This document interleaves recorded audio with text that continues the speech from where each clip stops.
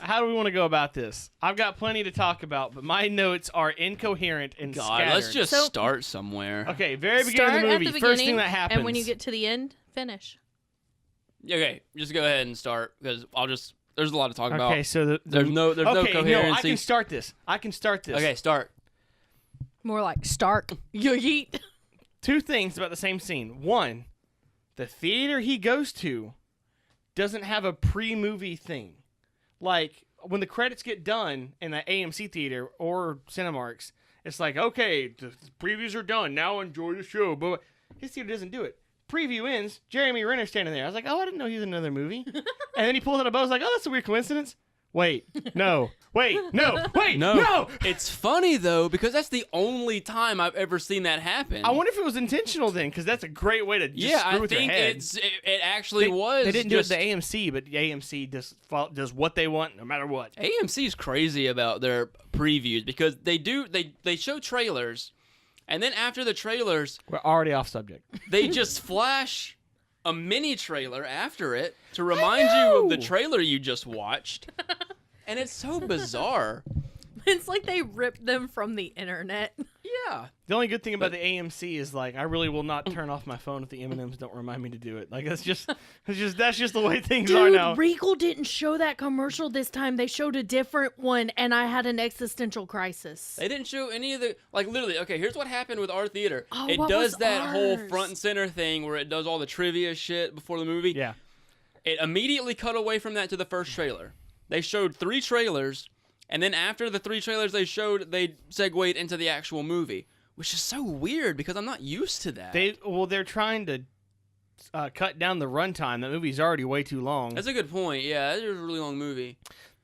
But so that's that first scene. I'm talking like it's not worth Why spoilers. have people pirated the cell phone policy video for Regal Cinemas? I I mean, don't understand. It's like trying to Man. find old roller coaster videos because you want to relive the old times. The good roller coaster Yeah. before they had to add Pandora. Dude, I remember. Okay, this is off topic, of course. The first movie we all saw with the new roller coaster, every single one of us was like, "What is this? What is this?" what? They redid They changed the roller coaster. You know the roller coaster at the beginning in The Regal. Regal roller Oh yeah, I coaster. haven't been to a Regals in a hot minute because there's not one around me anymore. Yeah, but Good. They changed the roller coaster and it's dumb. it's You weird. go through Pandora and it's dumb. Anyways, you can. What Pandora? It Avatar's looks Pandora. Like the planet there, I it was looks like a lot hoping it like was like Avatar. the- like it looks Avatar's a lot like Pandora. Avatar. I was hoping for the Borderlands Pandora. They did away with the boom popcorn too. There's no big boom popcorn. You It's just a remember how bunch there of was the big popcorn. boom? Yeah, after some old lady probably keeled over before the movie even started. Because I'll never forget. It's like she was just here to see some kid's Barney movie, and she gets a heart attack because of a giant popcorn. I'll never That's the forget. way We I went to wanna some go. movie, and we all knew the popcorn was It was coming. The Hobbit. It was, and Ian at the end of when the popcorn Big Bang, Ian went ah. It was Brad. Oh, someone screamed really loud, and a bunch of people jumped around us. It was really funny. I forgot about that. Okay. Anyways, Endgame. Okay.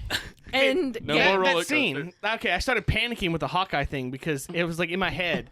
It's one of the first notes I took. We're gonna It's like hide the I've shame. constantly joked about his whole family dying and that being his motivation. And I was just like, it started happening. Like, I was joking. I didn't mean it. I That's take it how back. Lori was No, too. legit, because I talked to William after this. Yeah, I was we were like, talking about as this. I have in many podcasts avidly said, I want Hawkeye's family dead. Like, stone cold, heartless. I need them dead. I get there and I see him helping her, and then all of a sudden it clicked to me. I said, oh no, not like this, not like this, not and they vanish and he's looking. I was like, no. And to the point where I genuinely felt I caused We it. wanted them to die, but we didn't want to see it happen. I didn't want to see it happen. It's like, oh, well, look, isn't this the consequence of my actions? When will you learn that your actions have consequences? So it was to the point that when they get them back and she calls him, that I cried because I was so happy she was back. I was like, the Russos got me. Joss Whedon made me hate them, and the Russos brought them back, and now I love her, and I don't love- want anything to happen to them ever we again. finally got enough Hawkeye for me to be like, all right, I guess that's good enough. It's still not enough.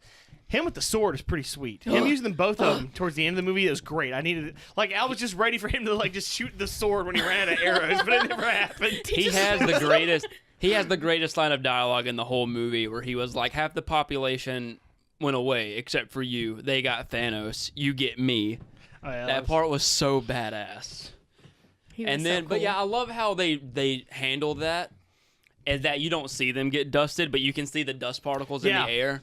That like it cuts to them, him looking for his daughter, and then it does that wide shot again, and they're all gone in the background. To me, that part was so great because it's like he doesn't see them disappear. He doesn't know what happened. It's just depressing. And it just like Do we and they wanna- did such a good job of like it spurred on man pain, but it was just so well done, and he used it Hawkeye.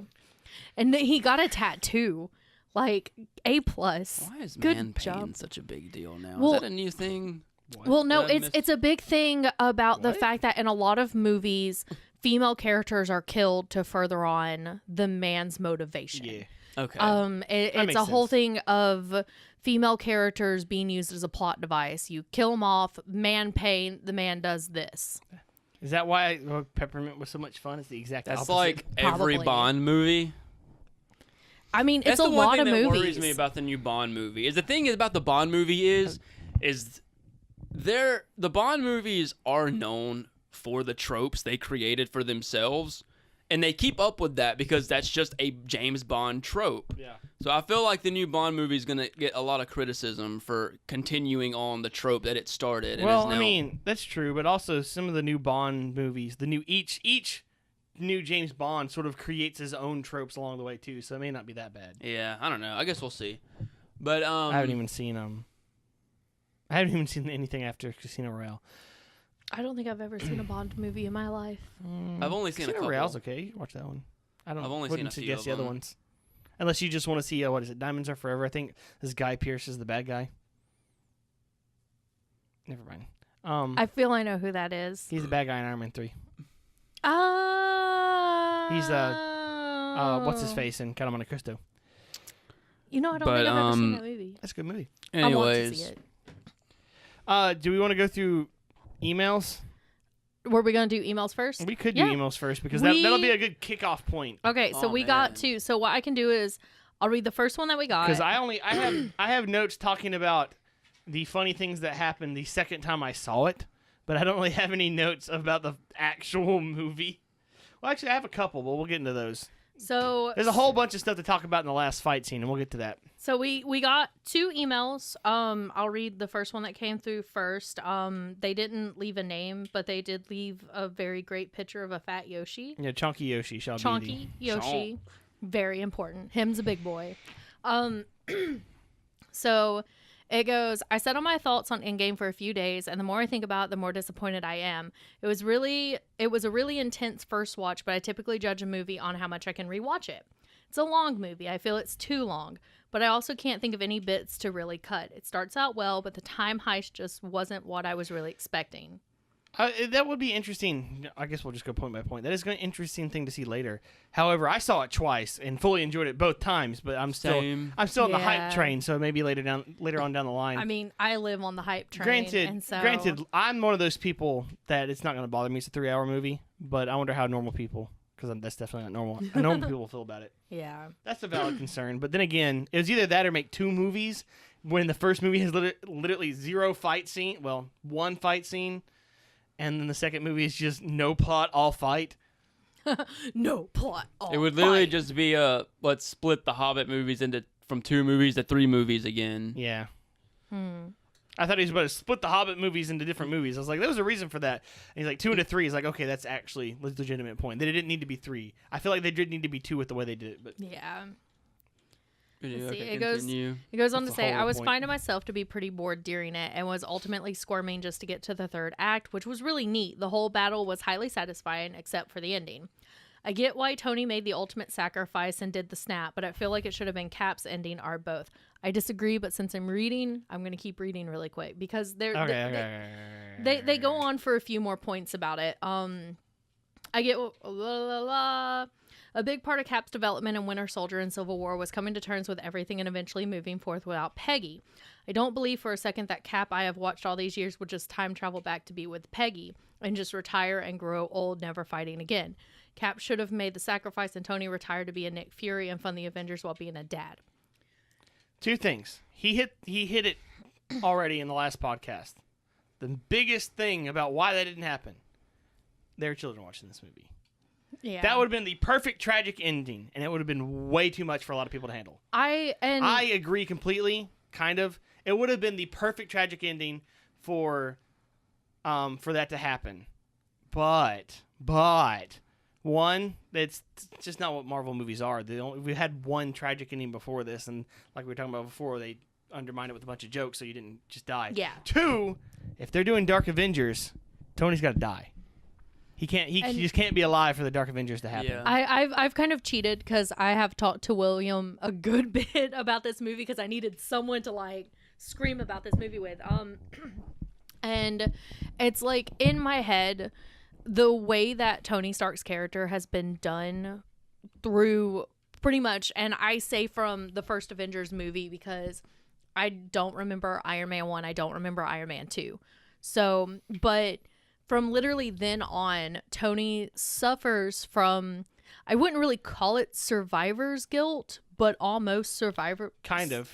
Like it's with a very great power comes great responsibility. Yeah, and so it's like Tony, I don't want to say has a death wish, but I think in his head... He would keep going till he died. Yeah, he's going to keep going until he dies to save the world because in his heart, he doesn't feel like he's done enough to save the world until he makes that ultimate sacrifice. And to build on that, they even mentioned that in the movie where Tony tells Pepper, hey, I figured out time travel, but I'm not... Yeah, I'm leaving it. And she'll be like, I mean... Will you be able to rest though? Like, will you be able to live with yourself knowing you could have prevented all this and decided not to, knowing that he wouldn't? It's like I think even Pepper knows that the man that she decided to love is not gonna live to be an old happy man. And that's one thing I told to Brad when we were doing the marathon is that I like how they went out of the way. Infinity War Pepper was still, you don't need the nanobot housing unit. You don't need this. You know, you're more than just Iron Man. And then 5 years later in Endgame, we see a different Pepper who has finally seen Tony fail at something and has finally seen the Avengers fail at something and has seen how consequential that is and is back on that, well, the world really... It's that moment where she realizes just how important Tony Stark is to the world. And I it's feel like it's slightly different because she is like, you don't need the nanosuit to be a hero. And I feel like in the new one, she's trying to get across the point that he doesn't need the nanosuit to be a hero, but he needs the nanosuit to do the hero things. Like he's grown as a person because I feel like before he's just like, I have to do this because this is what I have to do, and it's turning into I have to do this is because it's what I need to do. Yeah. And it's like, I mean, you even see because they come to Tony about help with time travel, and he completely dismisses them. But that's not Tony. So you see him that evening literally working on it and figuring it out. Yeah. So it's like, and I told William, Tony sacrificing himself like that is Tony's happy ending. That is... Yeah. It's like Tony's not going to live a happy life. And it's really sad and depressing to say that.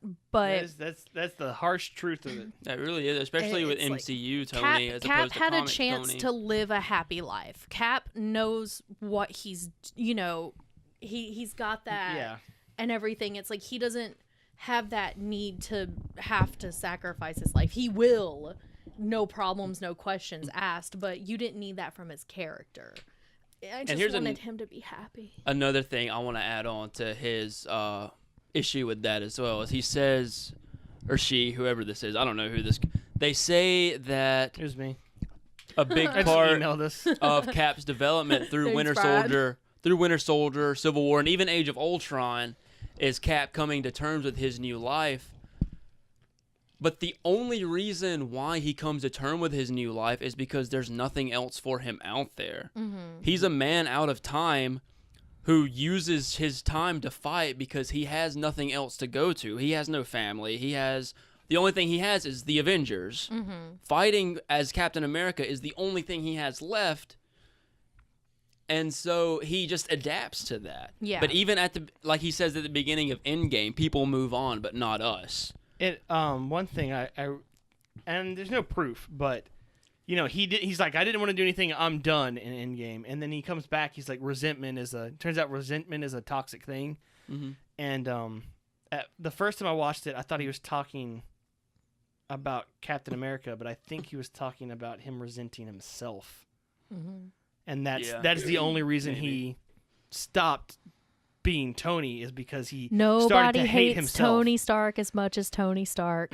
But with Captain America, Nobody make a loves point- Tony Stark as much as Tony Stark either, but Steve was devastated during Peggy's funeral because that was the last remnant of his old life. yeah. He still carries around that compass with Peggy's picture in it. And so It's proof he never moved on. He learned to cope with it, which is what you Yeah. do with a loss. Which You is never actually- get over And like you that. said, that's You exactly what cope he with it. said. Yeah. And so it makes, to me, it's realistic and makes sense that Steve finally would be like, okay, I can time travel. I'm going to try to have a life. And it's like, and not to mention, I think Steve realizes, after this, it's like, we're going to be okay. Like, it's not yeah. just me. It's like, there's all of this. That's that too, is Tony and Steve are both characters who throughout this franchise has just had the weight of the world on their shoulders. And that ending with Pepper telling Tony, we're going to be okay.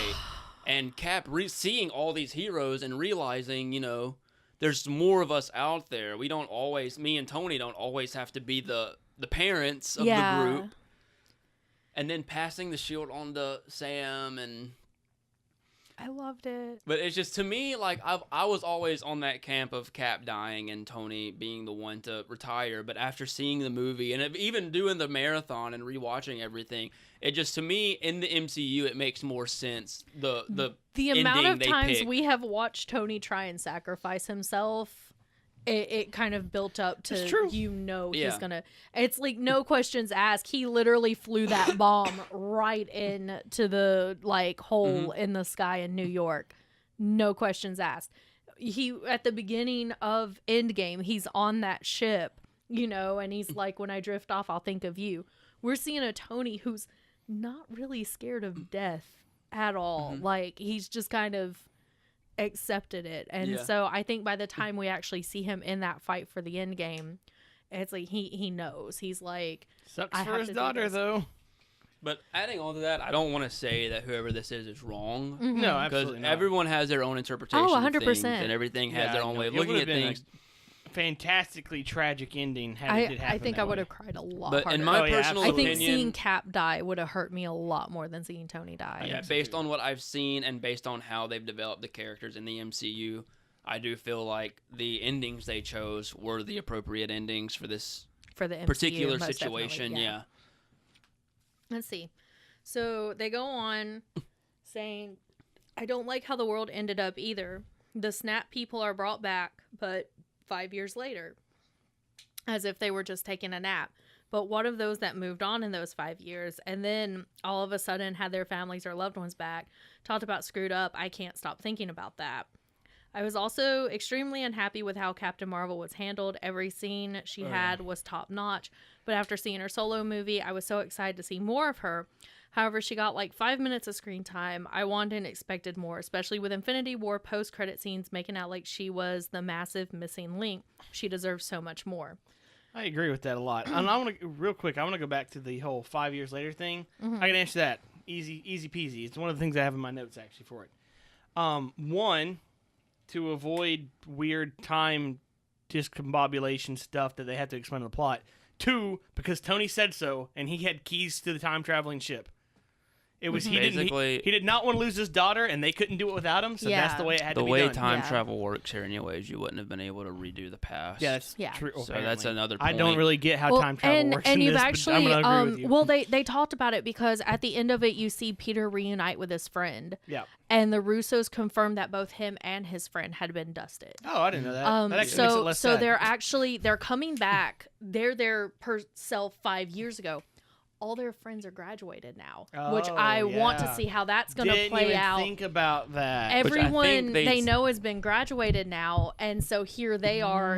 They kind of come back and they see one another and realize Which we're both back. They've said, I think the Russo said in one of their interview that the people that were snapped from the Spider-Man movies was Peter, Ned, MJ, and Flash. the people my they still God. needed. So they're all gonna be there, Mm-hmm. but the rest of their class are just gonna Aunt May's gonna be old. had been moved on. Oh yeah, because if Who? Aunt May wasn't snapped, that's a way to give us a little bit of an older Aunt May. Oh, I don't know. I need to go check and make sure and see if they confirmed that. I don't- mean, she wouldn't be much older. No, 5 not years, really. but I mean, it gives a little bit of a. The part about the 5-year thing that wrecked me was that they didn't snap Cassie. Oh, I know. She's 15 years old now. Scott has missed out on her entire life. That hurts. I and mean, that- was it the same actress? No, it's No. different. I was And like, that 'cause to it's me been about that is what about hurt. that amount of time. Like, is what hurt the most was that I mean, Cassie is just gone all this time without any. Because I guess it implies that her mom and stepdad were snapped too, because she was alone in that house. Oh my god. So it's like both of my parents they could have just are not. gone. They could have just been somewhere else. Like, I guess, but they're not even I'm in going the to the ending. grocery that's store, true. honey. That's very true. But again, that's But I think it's interesting the 5 yeah, years it's very. later It is thing. very often that your parents go out for cigarettes and come back with your dad. Oh no. It was Damn. terrible. But I think the fact that they kept the 5 years canon is really going to be really interesting to see. Oh yeah. Because they've got an infrastructure to rebuild. Mm-hmm. People coming back that have been gone for 5 years, That and that could also again that lead one back dude- into Doctor Doom. that one dude that paid for the that giant monument to be like, all right, great, Yeah. okay, cool. You know, but the thing is it's like I think even in that situation, that monument would still definitely stand for something. absolutely. Like, I just like to imagine that one guy's like, this cost me like $1 I million. picture some 16-year-old going, "Let me get a selfie picture with my name. Oh man, you know that would happen. I mean, heck, I'd do it. I'm gonna get my name tattooed on my body from that monument." I could see Peter and Ned finding their names and just being like, "Yo." Do you think Peter's name's on there twice, like Peter Parker and Spider-Man? No, it'd probably just be Peter Parker. I don't know. I don't know if they would. I don't know if what city was that in. Are they all in the same city? New York? Are, No, Not Scott's New was- York. But... Scott's would have Ant-Man been was Los in, Angeles yeah, or San yeah. Francisco, whatever. Yeah. He's west. Oh. He's West Coast. Yeah. Well, I mean, I'm sure there's one in New York too. Oh yeah, Like, absolutely. That wasn't really related to what you were saying. It just Yeah. That's crazy. Think of that trip. Scott had to go drive all the way to the Avengers compound from California. What if he just like giant man and just walked there? carrying the van. He ran across the country carrying the van. Because apparently he can just stay big now. He's just got that down. Because he just did it through the entire fight scene. Yeah. Let's see. Okay, was that it, or is there There's- more? Well, There's there's a little bit more. They say, which leads me to my favorite scene, the girl power team up. Yes. I was so pumped seeing everyone come together to support Carol, Peter, in battle. I just want to stand by that. The best part was experiencing my friend next to me getting excited to see it play out. I couldn't help but glance over and see her face light up with joy. It really made the whole movie for me. It pains me reading the neckbeards online I have a problem complaining with that about scene, it. Actually, it was weak as fuck. Like they with those with with the characters they had, they Yeah. should have done more with that. Like I felt like I was ready, and it was really kind of underwhelming. So what I loved about it was, one, Carol didn't even need the help, but it was there, and I women don't know. supporting It- women. Well, it would have. Two, Carol I and did Wanda not- could have tore Thanos and you asshole. Well, there's a lot of them Yeah, there, Ant-Man but could have crawled up. And They then could have. They expanded. could have been fine, but it still would have slowed them down. But It But wasn't a matter of what I getting there. It was a didn't matter of notice- getting there quickly. what I didn't notice until a person posted a GIF of that scene where they're all standing there Yeah. is little baby Peter Parker is standing in the middle of them. And they're like, and he's like, don't worry, we've got this. And then there's all the women there. And I'm like, Peter Parker just got like 40 moms all of a sudden. And it really He made went the from scene 0 to 40 so fast. much like that scene. But I think that knowing that made it even better. But it was just also really exciting to get to see the females featured, even if it was a quick pan. Well, the thing is, it was such a quick scene that I don't remember most of their part in that fight. It could have been done better. I wanted more of that. It could have been really cool. It could have been My a really good favorite scene. part was at that when point. You're at 3 hours and 5 minutes. You could have added an extra 10. Like, I mean, Give me 4 hours of Carol fighting. Like this was their chance, and they just kind of like, oh, we're all together. Scene's over. I was like, that was Also, that was while we're upsetting. at that scene, I loved the part where he looked up and said, "Hey." Like hi to Captain Marvel, and he's like, "I'm Peter," and she She's goes, like, "Hey, Peter," and I'm like, "Mom." That's another Peter thing. Parker, So going you back, got like something for me? Captain Marvel, like definitely, absolutely, just was sort of waved off in this movie until she wasn't, and then she was again. But that's what happens when you make a character that's that powerful. Like if you have her, you have them throughout the entire movie. That's the thing. The movie is wouldn't be that there. yeah. And This was filmed. That's always the problem with really, really powerful. It sucked. As This someone, movie was filmed before Captain Marvel. yeah. So it seemed like them using her in that movie was just Is that why she a has request. a haircut? Was that her hair before they filmed the other one? I don't know. I don't know. But it seemed more. You leave but her to haircut me- alone. I'm not saying it was bad. To me, You it and was Carol's like hair. First it's the helmet. Now it's her short hair. the You leave her hair writers. alone. I stand by the helmet. The writers Um, didn't seem like they really had anything for her, but Yeah. they had to put her in there because Feige was just like, "Hey, can you put her in there?" Yeah. Because Captain Marvel's coming out. So yeah, she was underused, but at the same time, At the same time, it gave us that scene where she was overpowering Thanos, and he pulled out the power stone. And then hit that her. was Punched her. awesome. That was amazing. Look, I love Carol so much, but the fact he had to pull out the power Yeah. stone and then punch her. the headbutt That was cool. One, cool. it shows just how was strong. great. Oh, that was great. It shows how strong she is, and two, it just shows. This is why we respect Thanos. He is just so quick on his feet. I would have never thought about that, and he just like, nope, pop, pop. I absolutely love how she arrived to that fight, though. Like all of the guns are like She shooting down, Gandalfed it. and then they turned towards her, Yeah. and they're like, "What is that?" And then she just right through, and then we got that cool shot of her going straight. I up like through how it, and I the was like, other "My other girl." super powerful being, Doctor Strange, was handwritten off so he didn't just win everything immediately. Like, gotta handle this water tornado, guys. Right, yeah. Have fun with the fight for me. He's like, okay. It's like, y'all have fun in the fight. I'm gonna stand here and hold a to bucket be of water. fair, we did get to see a lot of his crazy stuff in Infinity War. Yeah. I feel like they want to save some of that stuff because he's still got a movie coming. Yeah, that's what I loved about Yeah. this movie is And that two, it he could gave have. us. Imagine if that thing where he turned into a billion of them. He could have wiped out half that army. Wanda fighting Thanos. Wanda That was the coming best. I out wanted of that that so thing, much. ready for his blood. I was That's like, all I've wanted. It was a good Scarlet Witch fight scene. I'm happy. dude, watching her like just he was being ripped apart. Like I'm just She like was tearing through I was him like, butter. let her do it. Just let her do it. Just give me. Look, Oh. put money in and just give me a scene of her actually ripping him apart. I won't accept it as canon. It's fine. I just want to see a full scene of just just a Scarlet Witch ripping him Randomly apart. scene. Is there anything else to add to the email before I Yes. go way off top subject? He adds in, can Korg and Meek please join Thor with the Guardians? I desperately need to see the Guardians and Korg interact with each other. I would love that. They don't have to actually participate. They're just always on the ship playing video games. Me and William talked about they should make a web series of them playing video games. Like just a let's Twitch. play with Korg and Meek. Thank you, Thor. And then I think that's all my thoughts for now. I have to go now and get back to playing Animal Crossing New Leaf on my Nintendo 3DS. Goodbye, Chonky Yoshi. I was like, and then I got a second one too that's a little bit longer and actually comes from a DC fan's point of view of what they thought of Marvel. I'm gonna get to that in a second, but That's fine. I want to point out what I loved is like everyone was mad that we got Daddy Thanos and not Mad Titan Thanos in Infinity War. And so they're just like, well, let's travel back in time and get the Mad Titan and bring him down here. And so we got to see they made it personal. And so he's just like, well, screw everything. I'm just going to be mean and try to kill everyone. And he pulls out that giant, weird, dual-bladed thing and just Darth Mauls it. I actually love that they went that direction Mm-hmm. because, like, the Thanos we knew wouldn't be the Thanos we need for this movie. Yeah, absolutely. Because that Thanos went through a lot and got really humbled after everything he went through.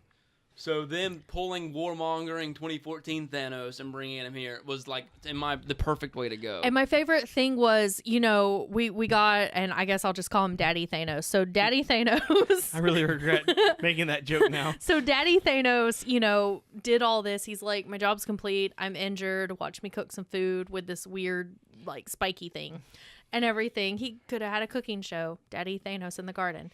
But it's like, he's just kind of like, I've completed it. The world's at peace. I'm at peace. Oh, Thor took my head off. They had the armor scarecrow, which is all that mattered. And everything. And so he's like, I saw my creation and it was good. I'm done. Let's have pizza. So when the Avengers come, he's like, not in that fighting mode anymore. And then here you've got, baby warmonger Thanos, who's like, I'm going to kill everybody and everything, yeah, and everything, and they made it to where he saw that ending that other Thanos saw as well. He saw he succeeded and everything, and it wasn't good. And he goes, "Cool, no longer doing half the world, just gonna kill everyone and make new stuff. I'm God. Have fun." And I thought that was cool. Yeah, I loved it, and plus, it just that the best fight scene ever happened because of it. We got two different villains from the exact same villain, and I like it. I love that scene where he's just sitting there and you're like, this is a trap, right? Yep. It's like, as long as we're all on the same page. As long as we're all in agreement. And then he turns into this badass chunky Viking. Oh, chunky Viking Thor. I guess we'll just go into it because the only reason, well, not the only reason, but the main reason I was excited to go see that movie with Alicia was the moment where Captain America just pulls the hammer and starts using it. Mm-hmm. It's one of the best scenes ever. But then I was rewatching it, and it's like, why can he control Stormbringer? That doesn't have the enchantment on it. Because it's Captain He shouldn't get the America. power of Thor by holding that. He doesn't, though. He just catches Stormbreaker. He Did doesn't he just ever catch use it? Oh, I thought it was Yeah. coming to him. No, he just caught it. Should he still be able to use it? Yeah, because the Stormbreaker doesn't have the enchantment. So Ac- Cap would have been According able... to Thor in Infinity War, it should still melt the brains of humans. He doesn't use it, though. He just catches it. Hey, Because I rewatched this movie like 2 days ago. He never uses Stormbreaker. He just catches Stormbreaker, and then Thor goes, "No, here, you have the little one." we're really comic book logicking it here, but okay, I guess. Because Stormbreaker never had he would only melt if he tried to use lightning, which he probably couldn't use lightning with Stormbreaker, or he tried to use the Bifrost. That would kill him. Look, Captain America isn't just human. He I guess is it just super depends soldier. because the hammer. That is an actual logical argument that we could go with. What'd you say? Because He's of the not super just soldier human. serum. He's a super could- soldier. Oh, that's a good point too. Because I just know, he- like, He's stronger than the average bear. Well, he's got a proper super soldier serum in him too. So yeah. I mean, So- heck, look what the Stones did to Red Skull. He didn't die. He just went. I'm a Dementor. That's the sound. Yeah, that's the sound of Dementors. I mean, Steve took a punch to the face from the gauntlet That's true. from Thanos and was perfectly fine. That's true. Yeah, it makes me a little bit worried for Falcon. He ain't gonna hold up too well if he has to fight the things that That's Captain why America he's teamed fought. up with Butt. Oh, that's true. But like When things get that really they went hairy, with he'll just Sam put the shield over on one Bucky. hand and he'll have Bucky's arm on the other and just swing it. I like that they went with Sam over Bucky. Just because this version of Bucky is a completely different version of Bucky that we've seen in the well, comic. I feel if they wanted Bucky to be Captain America, Bucky's got a lot more development that he needs yeah, before he that can too. be Cap. Yeah. It's like they could easily go Sam and then Bucky. Going Yeah. back to the shield, one of the best references, or one of my favorite references, was the reference to Iron Man 1 where Captain America intentionally does the big boom from the hammer hitting the shield to attack Thanos. Like, in Iron Man 1. Oh, Iron Man 1, he blocks Thor's hammer and You the mean whole... Avengers? Avengers. Avengers, like, the whole thing goes down. If you notice when they're fighting, he throws the shield and throws the hammer. Yes. And so he knocks down Thanos. That was great. Genius. Look, I wouldn't have thought of that. I It was just great. need an HD video of that one fight scene from where he picks up the hammer and then that whole fight. That's it. I It's just so- I it's so love I that. want to frame I knew that. it. I knew it. That part, because I love that was a- Steve and Thor's French relationship in these movies are my favorite thing because we don't see a whole lot of it, but the parts we do see to me are amazing because I just love the amount of respect they have for each other because they're both at kind of the same power level. Like one of my favorite things is What are they, Super Saiyans now? yeah. My favorite thing about Age of Ultron is the scene where Thor is drinking that Asgardian alcohol, and he just casually passes it to Cap, and Cap starts drinking it. I love that Thor has a friend that can do the same shit he can do. That's why I love their relationship so much, and why it was so great to see Thor so happy that Steve of all people was the one and was that's able such to hold it. development from Age of Ultron because the whole scene at the beginning of Age of Ultron when they're just kind of dicking around and trying to lift the hammer. This has been a theory since they showed that in that movie because Steve, it moves. We all knew It's he an could. it's an all or nothing sort of thing. Everyone's like, oh, he could. It's like you're not almost worthy. You either are or you aren't. Meaning that Steve felt it move, realized, oh God, and just stopped and kind of, I can't do it. But you see the look on Thor's only face, other like thing- sheer panic. And then we get to see it in this, and Thor's like just genuinely like, I knew it, and he's just as stoked as the rest of us. We all knew he could, but we never knew that he would. I really genuinely didn't think that was going to happen. I did make the joke, though, while we were watching the movie, that when they went back in time, he's like, he's going to grab his hammer from his old self. That's going to suck. And then he did. I was like, I knew it. And he goes, I'm still worthy. I was like, oh, Thor. That's the one Look, thing that I whole love about scene. The fan service in this movie. Cap having the hammer was pure fan service. But the way they brought that into the movie was done as character development. Yeah, it was really good. And And I'm I just just- like, I love that they actually think about everything. And they're not just doing fan service for fan service like that. Like, it's like, okay, it actually ties into something important. That I whole scene was love that it's like, so you have Thor who is definitely dealing with depression, which makes sense because he's lost not only his home but half his people, his brother. The entire I family. do you know, love everything, how and- in touch with himself he becomes immediately after getting out of that house. Because you have Iron Man, who is just like, I don't know what's happening, and Jarvis has to tell him that he's having a panic attack. Yeah. And Thor's just like, I'm having a panic attack. Yeah. It's like he knows And he's it's, broken. But it's like you have this, and Thor ends up getting the one thing that he needed. He needed advice from somebody close to him, and he got it from his mom. And the fact that they brought Frigga back in, and like her just knowing that it's like immediately. you're from a different time and everything, and her just giving him that speech, and then him like trying to warn her, and her kind of implying she already knows she's that's what I about was to gonna get at. die, She knew she and was that gonna it's die. and that it's okay. And I'm just like, They're just doing whatever they have to do to make Dark World seem just a little bit better. my God, but it doesn't even make Dark World better. It just makes me love Frigga even more. Which, to be fair, that was an alternate timeline. She didn't have to die. Yeah, but he didn't know that. Yeah, but still. Well, I neither feel did like she. She doesn't know that. She does. She also. You don't know that she didn't have to die. Maybe. She Maybe. She very well maybe could have needed she to was- die in that she was the- timeline too. She was the Thor. I guess maybe that's she was a a fixed Thor point, Coulson. Because if they're in an alternate timeline and Frigga knows she has to die, that means Frigga has to die in all the timelines at that one time. And it's like, and I mean, she Didn't died really defending stuff. And she was probably the motivation that really got Thor and Loki. If she hadn't died, Loki. Oh wouldn't yeah, have- that's a good point. Yeah. They that couldn't. messed me up. They couldn't so win without Loki. much. But Loki wouldn't have done anything had she not died. Mm-hmm. Oh, take it back. Had Loki not killed her. Yeah. Oh yeah, I forgot that. It was. That's what makes Loki that was movie the reason that she redeemable to died. me. Is Loki's whole arc in that movie is so good that it. Well, I can put up with watching the rest of the garbage. Because That her dying is like what redeems Loki, because Loki was the reason for that, and then it redeems him. If she had not died, Loki would have never had that redemption and would have kept going down a dark, dark, dark hole. Welcome to our Thor 2 review. One thing I love about Odin and Frigga is like they're absolute perfect like representation of parents, because in Ragnarok, Odin gives Thor advice in like the most subtle and like nuanced ways. It seems completely useless at the time. Yeah.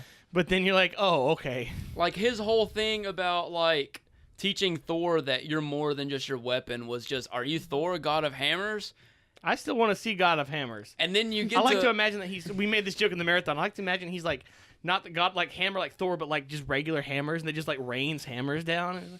But then you get to Frigga, and Frigga like just has this whole scene with Thor just being like giving him actual advice, and it was a great contrast because I loved Thor's character development in this movie. I love what they did with Thor. I love how they made him both annoying, endearing, and serious and sad at the same time, because that the thing where you like he's funny but it's still sad but still relatable. He's like, you're from. He says something like, you're from another time. He's like, no, I'm totally from the future. No, but that's the thing too about this movie crying? is that no. most of the comic relief is from Scott and from Thor. Scott's is an endearing, fun kind of humor. Thor's is a bit darker.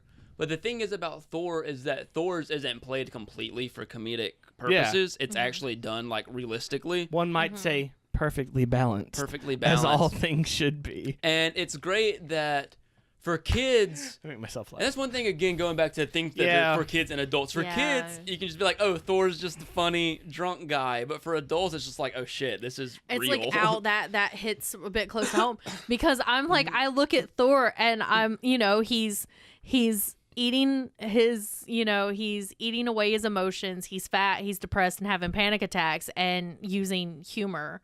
And I eat for my emotions. I'm depressed, I'm fat. I'm like, oh my God, I'm Thor. Was it? I think it was Alicia was saying the second time she went to see it, because she went to see one of her friends. There was this older lady in front of them that apparently was a huge Marvel fan. Because she was just participating in the movie like you'd expect any fan to. And you see Thor come out like that, and she just goes, oh, honey. But it's funny because, so like, But I love that at the end when he became Thor again, he's still overweight Thor. Yeah. Like, his powers is not his muscles. And he looks so much more Viking now, too. And I'm just like, I am here for dad bod Thor. Crazy, knotted, braided the little hair. pigtail hair. I leaned over to Maggie and I was like, he looks like Bomber from the Hobbit. But it's funny because I kind of related to that as well. Because anytime Thor was on screen, I thought of Gary King from The World's End. And anytime I think of Gary King, I think of me. Because that was me for a really long time, just masking all of my problems with doubling down on the type of person I was before I became depressed. Yeah. So I just became a more heightened version of who I already was. And Thor's was kind of like that, but not really. But I could still relate to that and see where they were going with it. And just I was being like, could it have like been done without some of the jokes? Yeah, probably. But I feel like had the best joke in the movie, in my opinion. Which one? Where they were like talking about anyone that knew. They were like, Thor, what do you know about the Reality Stone? And he's sitting in the corner with his sunglasses on, and it does that dramatic pull in, and Nat's like, is he sleeping? Like, I think he's dead. There's so many cute little memes right now about how Thor gets up and he starts going into that whole thing about him falling in love and stuff like that, and they're all just like, and then you've got Scott in the back just like hanging on to every word, just like smiling. He's used to what's his face from Ant-Man. Yeah. He's just used to stories like this. He's like, oh, I'm gonna get along with this guy. The funniest Thor joke is definitely Tony Stark's like, pick a lane, Lebowski. Yeah. It's like, oh man, that's unfortunately accurate. Thank you, Thor. All of Thor's things is like, I'm not done yet. And that's all I know. I am now done. The Jane, old flame of mine, and the dark elves. I feel like Thor's jokes helped make he didn't have to have him in there, but I feel like it helped him make him more relatable to people that don't like. It really does, happening. because the problem with Thor prior to the newer movies was that Thor was just a serious character, so no one cared. Because he's supposed to be a god. Yeah, and so like Avengers Thor, I feel Age of Ultron Thor were just kind of Whedon had nothing to do with it. Yeah. I like how it's like when Frigga says, along the lines of "Don't be who you." How did you say it? Be who you're gonna be, not who you think you need to be. We often Scooby-Dooby-Doo need to focus on who we are instead of who we need to be. When she said that, I was like, they were talking directly to the Thor writers when they said that. And I mean, I'm excited because it's like they kind of put us in a place where we may see. I mean, we probably will see Thor in the next Guardians movie. We might not. They could have already dropped him off, and he's doing his own thing. I know, but I'm really kind But of. he's still got a movie. I think he'll be get his in own. Guardians movie. I mean, he might just have his own movie out in space. And I don't know, Space Thor is something I would definitely like to see. Space. Are we talking about Thor? Yeah. Apparently, according to Tessa Thompson, they've already pitched a Thor 4. Nice. Whatever that entails. Chris Hemsworth has said he will do Marvel movies until they kick him out. Chris Evans said the same I thing. feel And like look how long he was in it. Well, that's true. I definitely feel like the only He reason was in it so long he died of old age. I definitely feel like the only reason, or not really the only reason, but You're one fired. primary reason they put Thor with the Guardians at the end is because Adam Warlock's supposed to be in Volume 3, and I mean That was Thor's one of my the only questions. person that would be powerful enough to. I wrote that question in here and then realized I was talking to you in Messenger so I could go ahead and ask that question Oh, yeah, and we get an already answer talked because it about was that, killing yeah. me. I haven't. Well, so at the end of which Guardians is It's it? Volume 2. At the end of Volume 2, they have that. Oh yeah, I end of know. credit I scene know who with Adam Warlock is. Yeah. And everyone for a while there was the whole theory of he's going to be some big thing in the Avengers movie. I mean, which he is in And- the comics. It makes yeah. sense. Mm-hmm. He And actually has so- Hulk's job. and which is so it's weird. like I expected that. He's and the one that then- crashes through. Silver Silver Surfer. Surfer's the That's one right. that crashes Adam through. Warlock is basically. Adam Warlock just sets up the pieces for the battle, and then the funny thing about the battle in Infinity Gauntlet, the battle's happening, and Adam Warlock and Silver Surfer just hanging in the background, chilling and Yeah, watching they're just everything. chilling, and then the glove gets knocked off, and Adam Warlock's just like, "No, take I'm that." gonna And take he puts that. it like, "You can't take that." He's like, "Stop me!" And just poof. I would have loved that. I would have loved the way the comic books thing happened. Oh, like, was it? Yeah, where Nebula gets the gauntlet and brings everyone back. Like, I'm a god now, yeah. and then everyone's back, and so they kick the crap out of her because she doesn't know how to use the gauntlet, and that's how they win. Apparently, It's really Nebula. weird. in one draft of the script I read, like in Nebula's this interview. Growth. Yes. In the interview, apparently, at the end of the battle, We're all they over the had it place. written in We one need to draft of the organize these script. The better. Living Tribunal was supposed to show up That would have been interesting. because of all of the alternate timelines they created from time traveling, and Doctor Strange would have had to, Dormammu him and bargain with him and be like, hey, we had to do this because of this reason, which is in line with the comics because at the end Yeah. of Infinity Gauntlet, it's either Eternity or Living Tribunal shows up and takes the stones away and tells them that you can never use the stones again unless we allow it. So it would have been fine. I mean, that's definitely something you can set up for later. Yeah, but With- they said the reason they didn't go with it is because no one would have known who the hell the Living Tribunal was. But no, that's something they can set up with the Yeah. Fantastic Four going into space and all Kang the Conqueror, baby. I mean, if the Galactus truly is the last bad guy of the next arc of stories, then they're probably going to I bring feel in. like they'll do Kang first. I don't know. I feel like Galactus isn't that big of a threat to build up to. well, he would probably I was be. gonna say, the I mean, question he is- could probably be. Which one's going to be the Loki and which one's That's going to what I be was the exactly Thanos? what I was going to say. Is like Galactus could be closer to the Loki. Where he's- Doctor Doom he's seems the- like he's more or he's similar, the Loki. closer to the Loki. Galactus, I could see what they did with the Lego, Maybe the an Lego Marvel Ultron. game, where Doctor Doom's the main bad guy until you realize that Galactus was in the background the entire time. And then you have Galactus- to fight him in yeah, his big. Galactus may be an Ultron, Yeah, and then yeah. Kang will be the Thanos. Yeah. He's like the little fish. What is David, Nemo? what does David Tennant call him in the in his first episode? He calls Oh. him pilot fish. Pilot fish. Yeah. He'll be the pilot fish for, I don't know, the big monkey guy you're talking about, Donkey Kong. What was it? Okay, Diddy Kong. so So I'll when say that- P. Diddy Kong Oh, jeez. decides to Professor Hulk. Diddy Oh Kong. right, Professor Hulk was everything I didn't know I needed.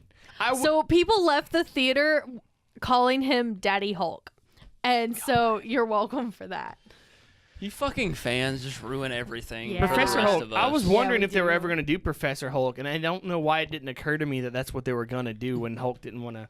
My new favorite I was really thing- worried when Why can I not remember people's names? How to ruin characters for annoying fanboys. Just call him Daddy. Daddy Hulk. Pretty No, how to ruin much, characters for anyone ever is call them Daddy. But Daddy Hulk. when she knocks Bruce Banner out of his body, I was like, oh Ancient god. One. I really thought the Hulk was gonna get up and start doing stuff. All I it wouldn't could have think made sense, but I was just through that panicking. whole scene, all I could think was, he punched the highlights out of her hair. Okay, let's go to the second email Okay. so I can get to my points. Unless you want to add something. Second email. We can theorize. What were we talking about? We can theorize later. We were theorizing Oh. next Okay. phases. Oh, okay. So, not so We're much already of an a hour full in. review on Endgame, so much as a comparison to Infinity War and a commentary on fanboys never being pleased enough by anything. I was pleased by it. Coming from a hardcore DC Comics fan, I knew going into Endgame that I would have my reservations even after 11 years and 21 previous movies with all of that history to live up to. I felt like I wasn't the proper fan. I don't know these characters inside and out like I do Batman and the Justice League, but ever since watching Iron Man way back in the same year that The Dark Knight came out, I knew that Marvel was trying to grow up and tell more mature stories, ones that were not just popcorn CGI spectacle, but had heart and emotion behind them. I want to pause for a second. I'd like to point out that more than likely that person is probably still a bigger Marvel, not fan, more knowledgeable about Marvel characters than you or me. Yeah. Like, and it's like I didn't know any of these characters for the movie. Well, I knew some of the characters, but I was more in the X-Men realm before the X-Men movies. and I honestly I hate that like nerd culture really has that idea of I'm Pick a side. you know not a bigger not even I mean yeah that but That's also the whole just thing. the fandom hierarchy idea of well I'm a bigger fan because I've watched all this and read all this and done You're all not this. a real fan Yeah. because you've only seen the movies. It's Yeah. like, well, I'm a fan of the movies. I'm a so- fan of the movies. So It's who like, cares? look, comic books overwhelm me because there's a lot of them. So I'm not a big I fan of watched the format of comics. it's like I watched the MCU, and by God, I know a lot about the MCU because I watched it a lot because I'm a fangirl. It's like I may have started for Loki's body, but now I'm there for the story.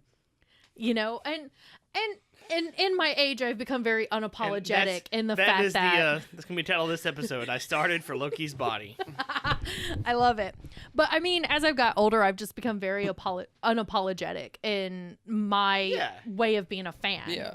It's like, I don't care. I'm going to be like, oh yeah, I started watching it because this person was hot. I saw Tom Hiddleston. I was like, oh my God, I'm in love. But now I'm with it and I'm watching movies that Loki's not in because I'm invested in it. Can't tell you anything from the comics, but I read the only comics I've ever read were some of the Dark Avengers, some of the Agents of Shield, I've read Captain Marvel. and I read the main Infinity Gauntlet comics from the time Thanos gets the stone on, Yeah. just because I was curious. Mm-hmm.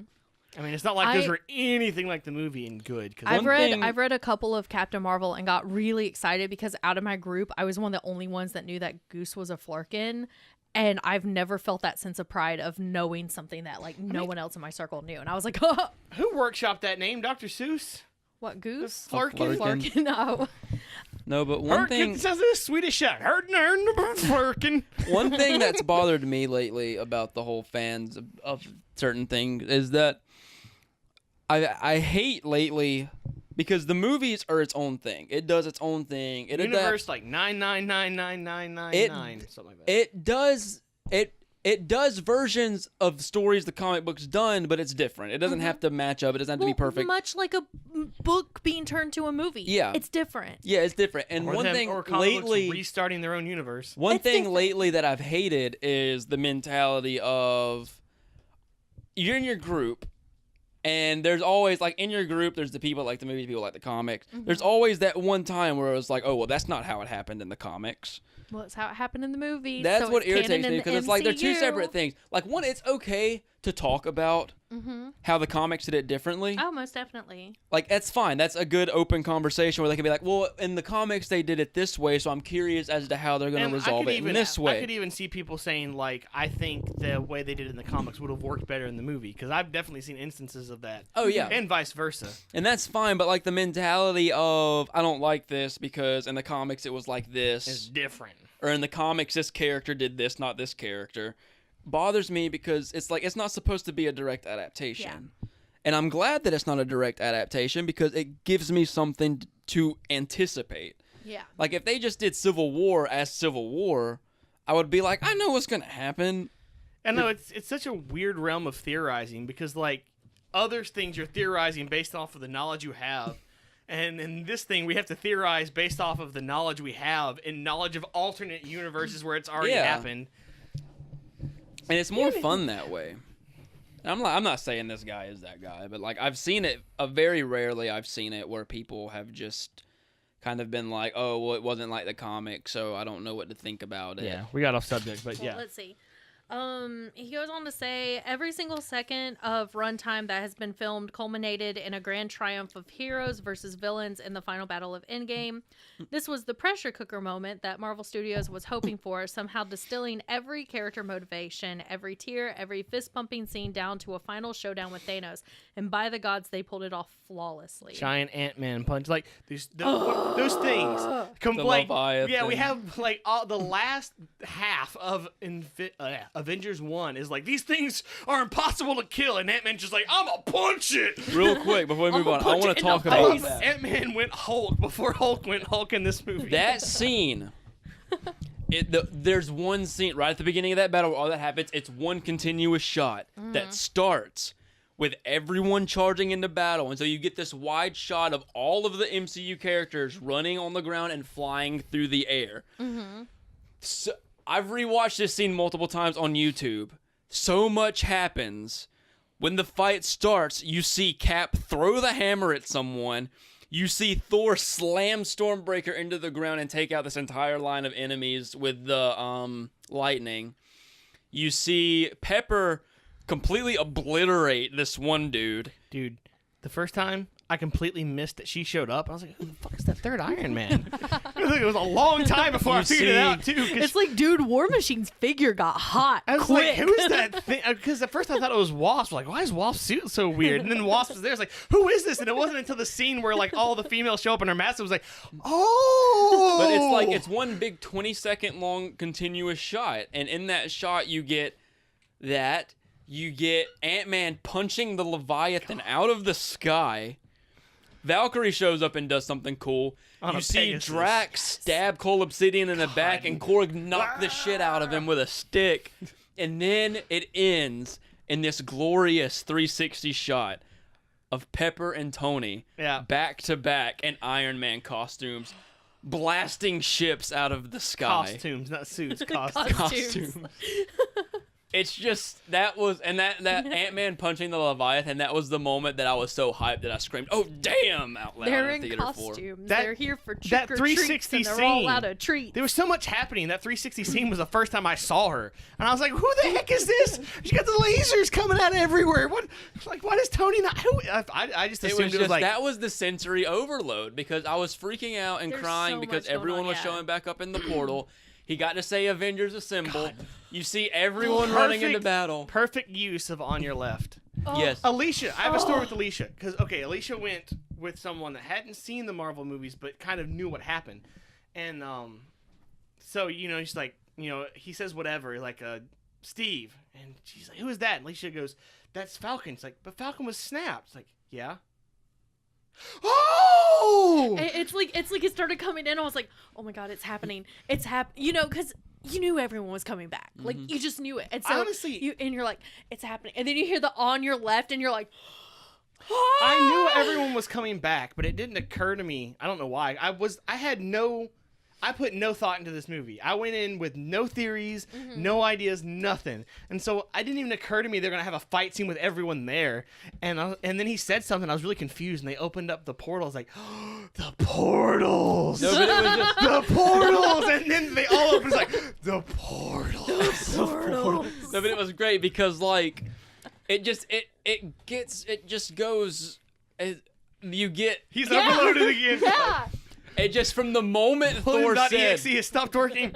From the moment Thor goes, just so we're all in agreement, and Thor's out, from that moment to the end of that fight, it was just one continuous, oh shit, tears, sensory overload. It is, though. Like, it really is. There's so much. The Avengers theme kicks in when they start the charge, and I was just like, holy shit, it's happening. This is it. So my favorite I was thing, shaking. My favorite from thing that. is legit for weeks, Game of Thrones has been hyping their war. Yeah. Like that it's going to be the biggest thing on screen, that the biggest war you've ever seen. And everyone's like, I mean, do you remember the war in The Hobbit? Like that was Oh big. man, I will never get over the But it's elves like they jumping were, over the dwarves' shields thing. yeah, but it's like they were like, it's going to be bigger and stuff. And then Avengers Endgame comes out and I'm like, oh God. And then I don't think it was bigger. No, because that was the thing about Endgame was that I had theories. Because literally there was a little bit of hype about the battle, and then it was kind of fizzled out. Endgame is still just go. I was like, No, but it was like, because I had theories, but nothing about like, it was just little things about certain ideas that I had. So I didn't really expect there to be a big fight like that, like Brad said. Like I expected a fight, but nothing on the level of Thanos showing up with this massive army. Yeah, because I mean, it was until his you whole army back.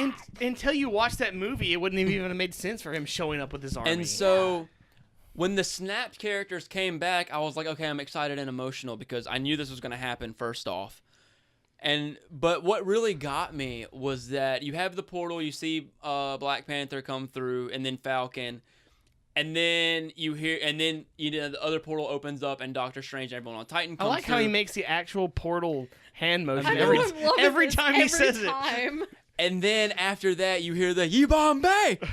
And it does that pan over, and you see the entire Wakandian army behind him. Then it cuts to a different shot of the entire Asgardian army coming out of a portal. Then a different shot of all the Ravagers showing up. And before we get back into the email, one of the reasons this high was so effective is because you just got done being kicked in the groin by Hawkeye.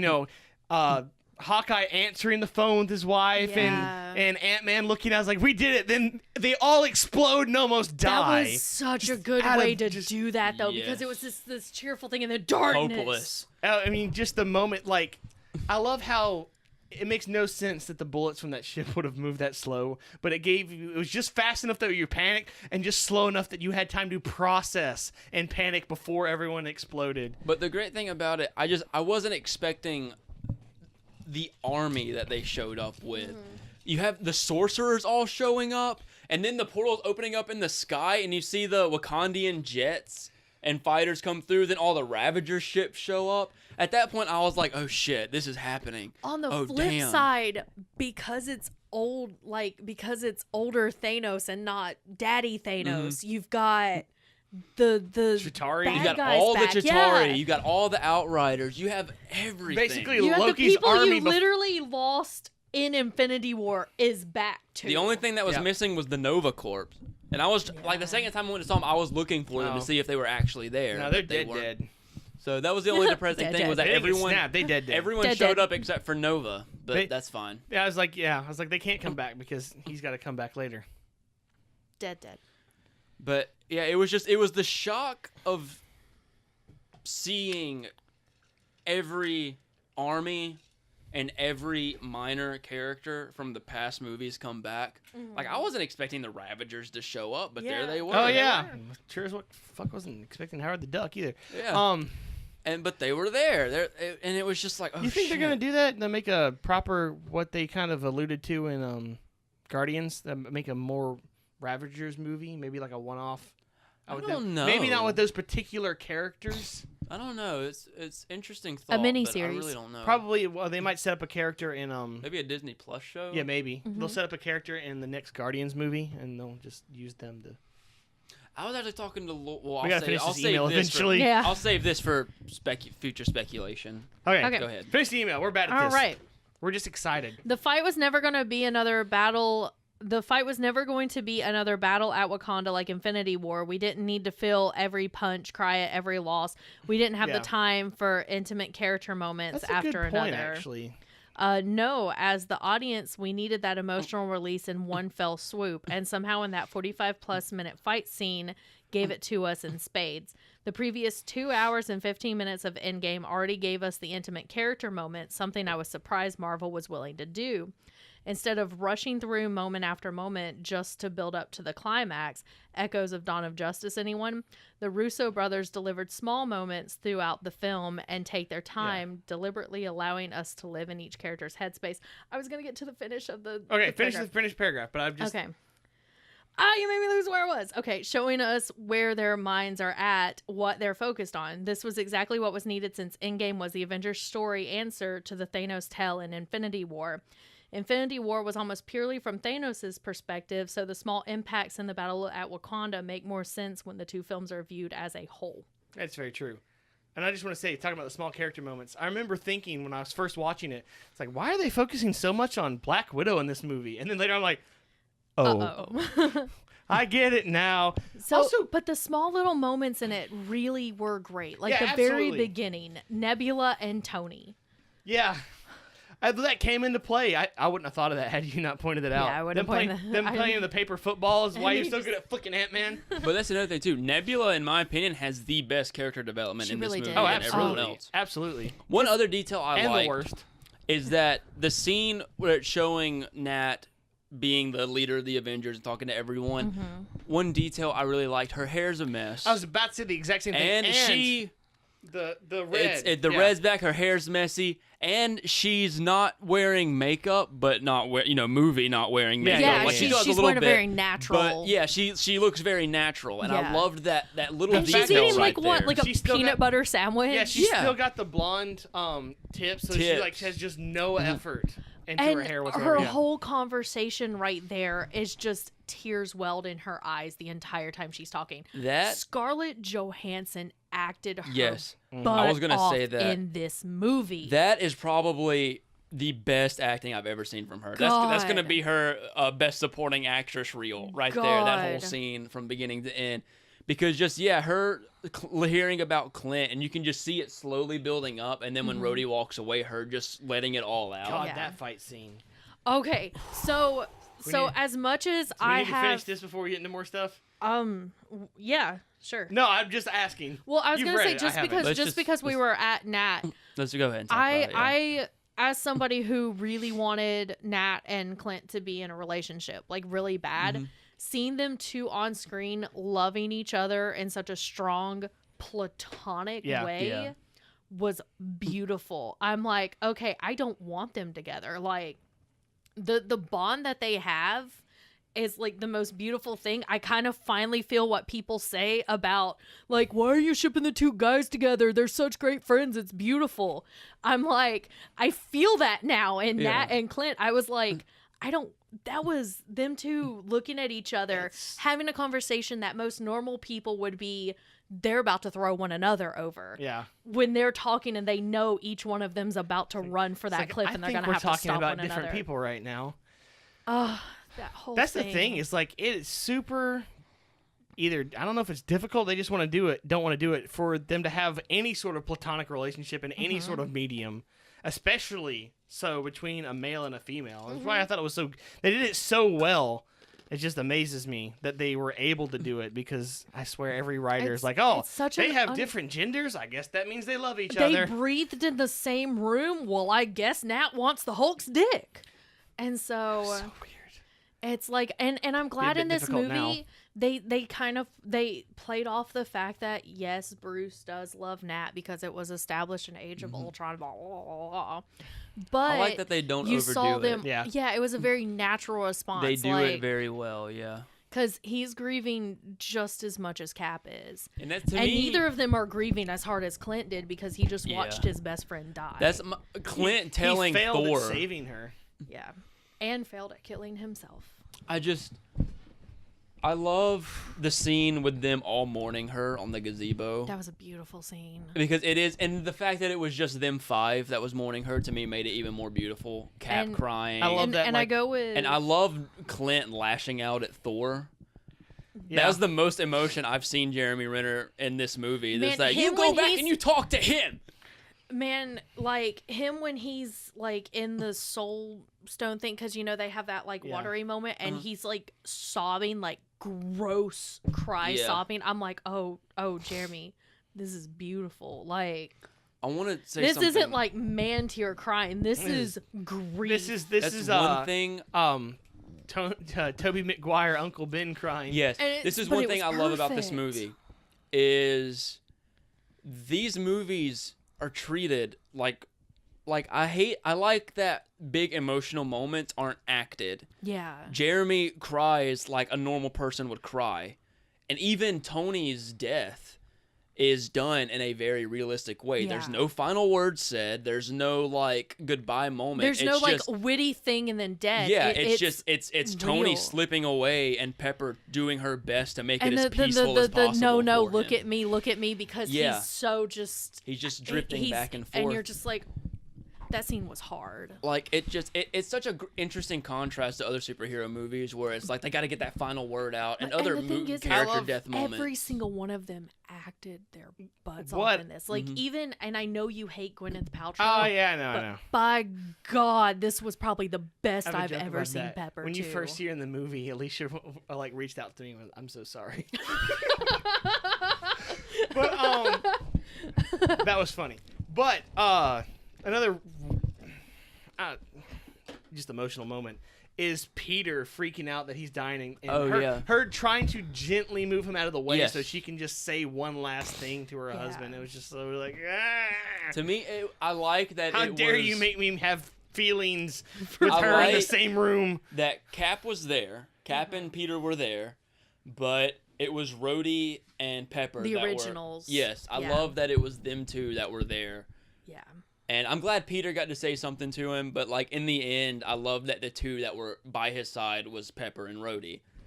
And it just that's what got me is that they dealt with his death in a realistic way instead of a cheesy,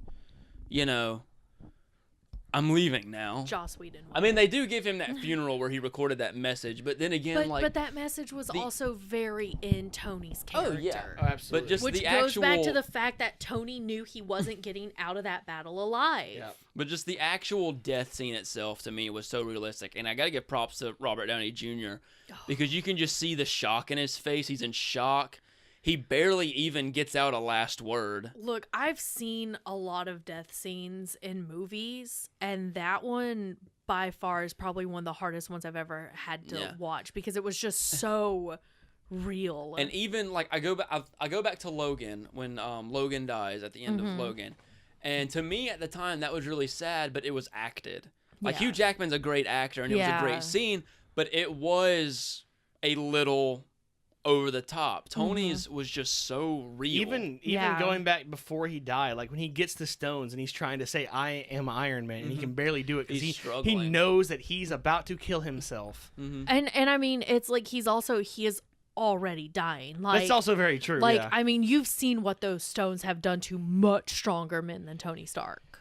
I love rough. that Ugh. Tony asks Strange, "Is this the one? Is this it?" And And he's- Strange goes, "I can't tell you or it won't happen." And then when Strange holds up that finger, Tony knows immediately that, okay, this is it. It's like I this know what is- I have to do. And just so watching him in that one shot just go through all these different emotions, realizing, oh shit, I have to do this, was really rough. Ugh. But it's such a beautiful scene in itself.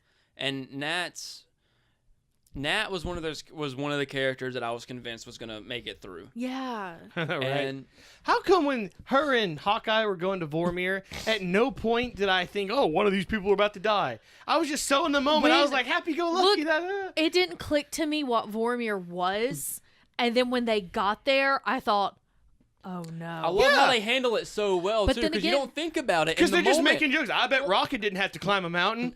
And then you see Red Skull, you're like, "Oh, right. Oh, I shit. and you're like, "Oh crap!" It's one of those things. I should have known. I should have been ready. But we were just having a good old time.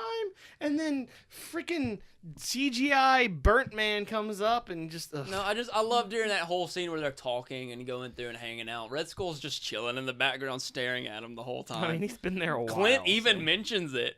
I can't remember what he says, but he says something to Red Skull about standing around. But that whole scene, like I've seen a lot of Oh, and the complaints. part he's like, "Cause he knew your dad's name," and she's like, "I I didn't," didn't. and you're like, Oh. But then you're like, Red Skull could have said any name. That's true, but well, yeah, I did. Yeah, you're technically right. Yes. Am I wrong? Yeah, but he also knew Hawkeye, so we're gonna go with that. That's why she thinks. That's our comic book logic. Nat's death was really well done, and to me was just perfect for rounding out her character. And much like Tony Stark, I feel that's just the way Nat needed to go. Oh yeah, because absolutely. just like Tony Stark, she also has that guilt. I would say I showed enormous self-restraint in that moment, because right before we were going in, we were talking about Black Widow and whether it was a prequel or a sequel, and I really just want to be like, guess it's a prequel, but I decided not to do that. So, see, I knew Nat was going to die because it got spoiled on me. It got spoiled for me that morning before I went to see it because, I was mad too because I had been doing so good and everything. And this person made a post about on Tumblr. That's why we isolated ourselves 48 hours before we went to see the movie. And a person made a post talking about, can we promise each other that in 2019 we're going to stop doing franchise movies? And it's like, okay, get off your high horse, like, pretentious teenager and everything. And a person commented saying, what you don't realize is, franchise movies are huge, but franchise movies are also a great way for up-and-coming actors, writers, directors to get their name out. Mm-hmm. That's what happened in Marvel.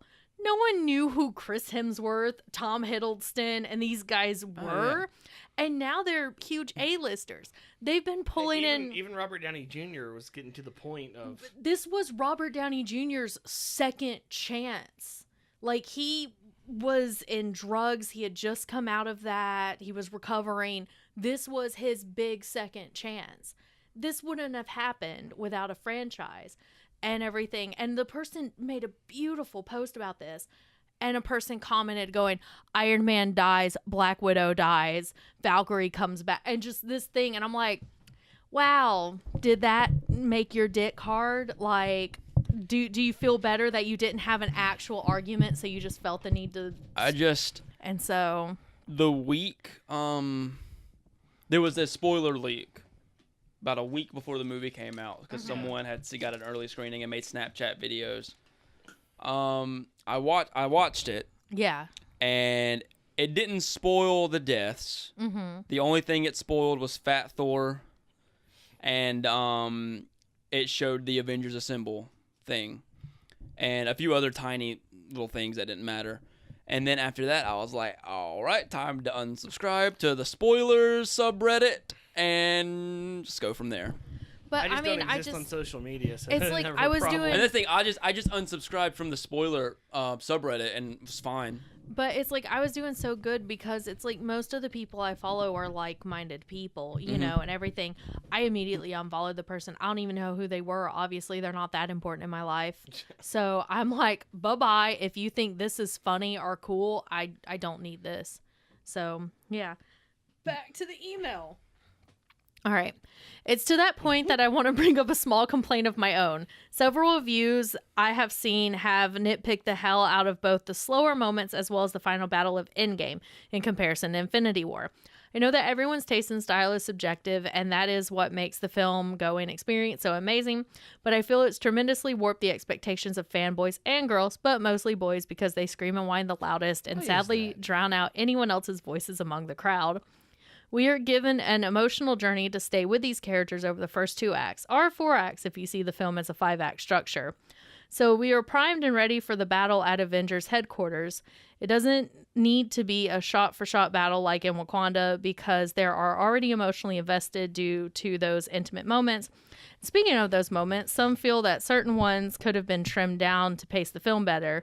This is ludicrous. The Russos have an ungodly task of tying together 21 films worth of history and a cohesive story, and a lot of fans respond to different characters because this is an ensemble piece. Yeah, I know, right? We needed Thor to connect with his mother, for him to see that he will always be worthy. We needed Tony to see his dad one final time to let him know. About that yet. Yeah, to let him know that no matter what, everything will be all right in the end. We needed those moments of levity with Steve and the undercover Hydra operatives at the Avengers New York base. Yes, I haven't talked about that yet either. We needed Peggy. We always need Peggy, just saying.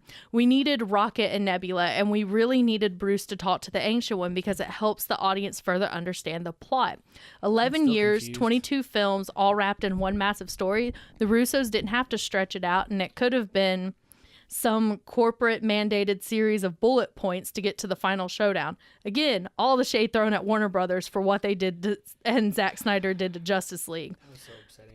But they didn't. They actually delivered to the fans a movie worth experiencing. Yes, some characters were given extremely limited screen times, but their stories are just beginning. And this needed to true. focus on the first cinematic core team. It had to set in motion the rest of the universe while bringing a close to one of the most spectacular and grandiose story arcs ever put to celluloid. I can't pronounce things. My final thoughts, only two major funny. regrets. That's wrong, though, because all those movies are shot digitally. Thanks for that. My They're final not shot on thoughts, film. only two major regrets. One, I didn't spend as Quentin much time Tarantino as I makes a should have superhero movie. investing my heart into this franchise because I knew there were moments that would have made a greater impact on me had I seen all the films first before this one. Two, being a bigger DC fan, I wish Warner Brothers could have either done this first or been going concurrently with this franchise. Well done, Marvel Studios. What an achievement. Can't Or wait at to the very see what least, is next. DC not trying to rush to catch up where Marvel is. It Yeah, doesn't work like DC could have just started where Marvel did years ago. We could have watched that build up because now having seen what Marvel did, it would be super Yeah. exciting to see DC Well, start from the beginning they and could do have that. done it easier, knowing that it can work. Yeah. But instead, they just tried to rush through to get the Justice League, which seemed weird. Mm-hmm. Let's have a movie about a movie with a group of superheroes, most of which we don't know. And it's frustrating because Good it's plan. like it's Good plan. already falling apart again. Like Yeah. DC already is like scrambling and Granted, Marvel almost did that. Mm-hmm. They need someone in charge that knows what they're doing. Not Marvel, DC. Marvel did, and they got it. give Someone. DC to Kevin Feige too. Let him run both of them. James Gunn and Kevin Feige are just gonna run both That's universes. the thing about Kevin Feige is Kevin Feige is so great. He's such a huge fan.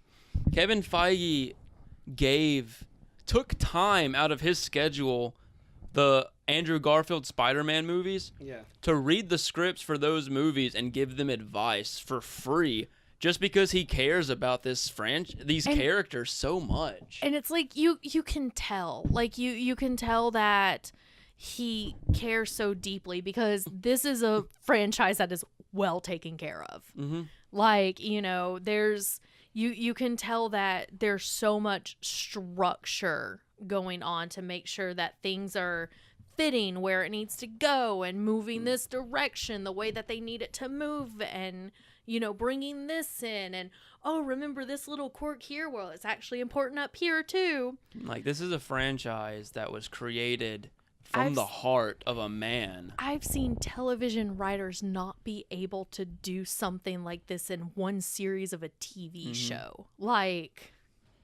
And that's just the great thing about Marvel Studios is they were just, when they first started out, it was just Kevin Feige saying, let's make our own movies. And that's what it is now. Like, he's president of Marvel Studios. Like, the decisions are coming from the heart and not from a bullet point list. What a of crazy what ride that we must need have to- been. Huh? What a crazy ride that must have been. It's Do you like, think I he- want to make Marvel movies. Like, I'm in charge of Marvel movies. Do you think he ever just goes home and cries? There's no way. This dude, would. He goes home and thanks the Infinity Stones he actually got to get him. This has been dude- changing the This is the timeline. gauntlet. this dude is the most humble dude ever. I heard a That's- story that's that what when I'm he goes to saying, Disney like- World, he waits in line like everyone else. That's so unnecessary, though. But it's like, That's but just- think about it. Like, if you had done something, like, if, say, your pet project all of a sudden became like a multi-billion-dollar franchise. I'm working on Are it. you telling me you wouldn't go home and just cry some days? Like, just look what I've done, and I started here, and I'm here now. He doesn't have time. He's still Because, working on the like, next movie. thinking about him doing that and how happy he must be makes me want to cry. That actually bugged me. He waits in line like everyone else. I'm sticking on that. I'd be like, don't Famous- you know who I am? Famous Bob?" people don't skip lines. They pay like crap tons of money to skip the lines. If people didn't do that, Disney World would have a hard time covering its costs. It's famous rich a-holes that keep that place running. Robert Downey Speaking Jr. of, shows up in the Fast Lane move. I'm Iron Man. I'd let him. I'd be like, yes, sir. Have a good day. Okay, we got through that, which was really interesting. I love how someone that's not part of the Marvel universe is like, why is everyone that likes Marvels all a-holes? Yeah. And it's an amazing kind of little bit of contrast from the first email we got, discussing I see why not everyone had that focus because they wanted to focus on that core 6 because this is going to be the last movie we see that core 6 in. I know the credit scene where like the people that aren't coming back are like had the signatures. But it's like, Although that's not necessarily true. I think it wasn't just Hemsworth is definitely not done, but the rest of them. Yeah, it was like the but the we'll OG not see them people. together. Yeah. And so, it kind of makes sense. Like, they're going to focus on them. So it's like, while the first person and I myself wish there was more Captain Marvel, it makes sense because we are going to get a lot more Captain Marvel. That's a completely... Because when they said that, I was like, actually, that's a completely, totally valid point. Yeah. This movie was paying tribute and saying goodbye to the originals and paving the road for the future. So... But it's like, and there was a few things that like they brought up that I just forgot about, and it was in the long paragraph, and I was trying to. Yeah. We didn't talk about. We haven't talked about gushed in the over first, Thor. We gushed over Thor meeting his mom, but then in the forgot fight about... scene, and we didn't do any of the other time traveling shenanigans. The Battle of New York was the best. Oh my god, the best that part was of the such movie. a good. I love because we started with Professor Hulk and then we got sidetracked. Oh my god. He's just so zen, and because these are the way of them telling his story arc, he got a little bit more screen time than most of the other ones did. Yeah. Both old and new Hulk, and I love how they're contrasting them both at the same time with so many stairs and like we need to smash things. Seems gratuitous, but whatever. Well, and it makes sense because there's not a whole lot of Hulk in the first Avengers movie. That's very true. Like, I mean, there's some Bruce Banner, but I mean, Hulk smash. But it's like to get to see that whole extra scene where he just hits the Chitauri, throws a car on top, and then jumps on top of him. And Professor Hulk's just like really embarrassed.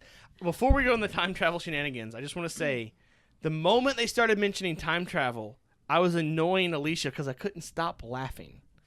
She's like, why are you laughing? And I was like, I just have to pee. She's like, what? And it just kept going. And eventually it goes, Ant-Man's like, I think one of me's peed myself. And I was like, that's why I couldn't. That line was so funny because he's like, I don't know if it was baby me or old me or me. And I just kept laughing. He shows up, he turned into a baby, didn't he? Yes, I loved that. The first half of the movie. By the long face. I just kept laughing because of that one line, and I was annoying the crap out of everyone. Time travel. Yeah! I see this as a win. I see this as a complete win. I love the whole you don't want to take a picture with him. Oh, that scene was so... I actually could not watch that scene the first time we watched it. I looked away. I forced myself to watch it the second time. It was so exciting to just get to see Ruffalo, though. Like... Deb. Oh, my God. Listen to your mothers. She knows what's going on. Oh, my God. Professor Hulk. Everyone was like, you can't tell me in 5 years people are still dabbing. I was like, yeah, but he's supposed to be kind of uncool. Yeah. So dabbing's never gonna die. It's not. It's just gonna. It's what is it? Poe's law, where people do things ironically because they're not cool to the point that it becomes like it's dabbing just keeps going through that cycle. Like it starts dying and people do it ironically because it's dying, and it starts happening again for real. Yeah. But I was gonna say the Captain America scene in the elevator, I really thought we were just going to see that fight scene all over again. Oh my God. And they do that thing, and I was like, did they do that to keep from doing the fight scene, or did they do that specifically to make fun of the comic book controversy that happened? I think it was everything. Both, I think it was they wanted to subvert expectations with the fight scene. They wanted to reference the comics, and they wanted to show that Cap has gotten more tactical. Yeah. That was so clever, too, because I didn't see that coming until, like, he leaned down. And I was like, oh, my God. And hearing him say Hail Hydra, I was like, oh, imagine what they thought. Yeah. Like, hot damn. Like, Sitwell looks so fucking confused. Well, from his point of view, I feel like, I bet he was like, I feel like I would have known if Captain America was in Hydra. But if he's not, then how does he know about Hydra? Yeah. I'm conflicted. I don't believe him. But because Hydras are the bad guys, it's like if I call him out and I'm wrong, they're gonna kill me. But it's such in a there. It's great like, scene. how does he know that? Our plot hasn't even come out yet. Like, what do we do? And Ant-Man's like, they even look like bad guys. But Captain America in this movie is perfect because it just shows how much he's learned, because instead of going through the effort of fighting everyone, he's just like, Hell Hydra, okay, that's over with. Instead of continuing to fight himself, he just says Bucky is alive. Oh, God, because that he knew that would The stop best, him. the best reference that the people that haven't seen the other Marvel movies is probably that scene. He's like, I could do this all day. I know. I love that just the love- Bucky is alive is this the Marvel's version of you're letting them kill Martha. Oh my God, dude, you have a guy named Bucky. I know a guy named Bucky too. Why did you say that name? I love the brief. Jarvis. No, not even that. I'm going back further than that. In Dark World, Loki changes into Captain America to make fun of him. Oh yeah. And they do the same thing And early they in did that not scene. again. And I was like, oh, that's a funny reference. And then that became important later. It's like, Yeah. I have eyes on Loki. I was like, I was just like, that was really good writing, guys. Well done. Also, well done all around. I love that they was able to find a way to put Loki into this movie, because Loki is just as important of a part in the Avengers story as the I know. original 6 Avengers. He was the first villain. Yeah. Like, you know. I love the whole movie ended. I'm just like, are we not going to address the fact that Loki's got the stone again? I feel that's gonna come It up has in to the be. show. I like them It's got to. sneaking past his cell on Asgard. Yeah. What's great is that's just a shot from Dark World And with they them just- superimposed yeah. on it.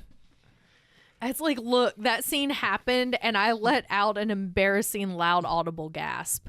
Like, I felt really bad I love afterwards. his face looking back and forth with the briefcase and then looking over at the floor where he was like, what was that? My little Bugs Bunny villain. I really was worried because that ended up happening anyways. I kind of felt like they could have done that even better because it's Loki. I really was surprised that he didn't hear Tony and Ant-Man talking.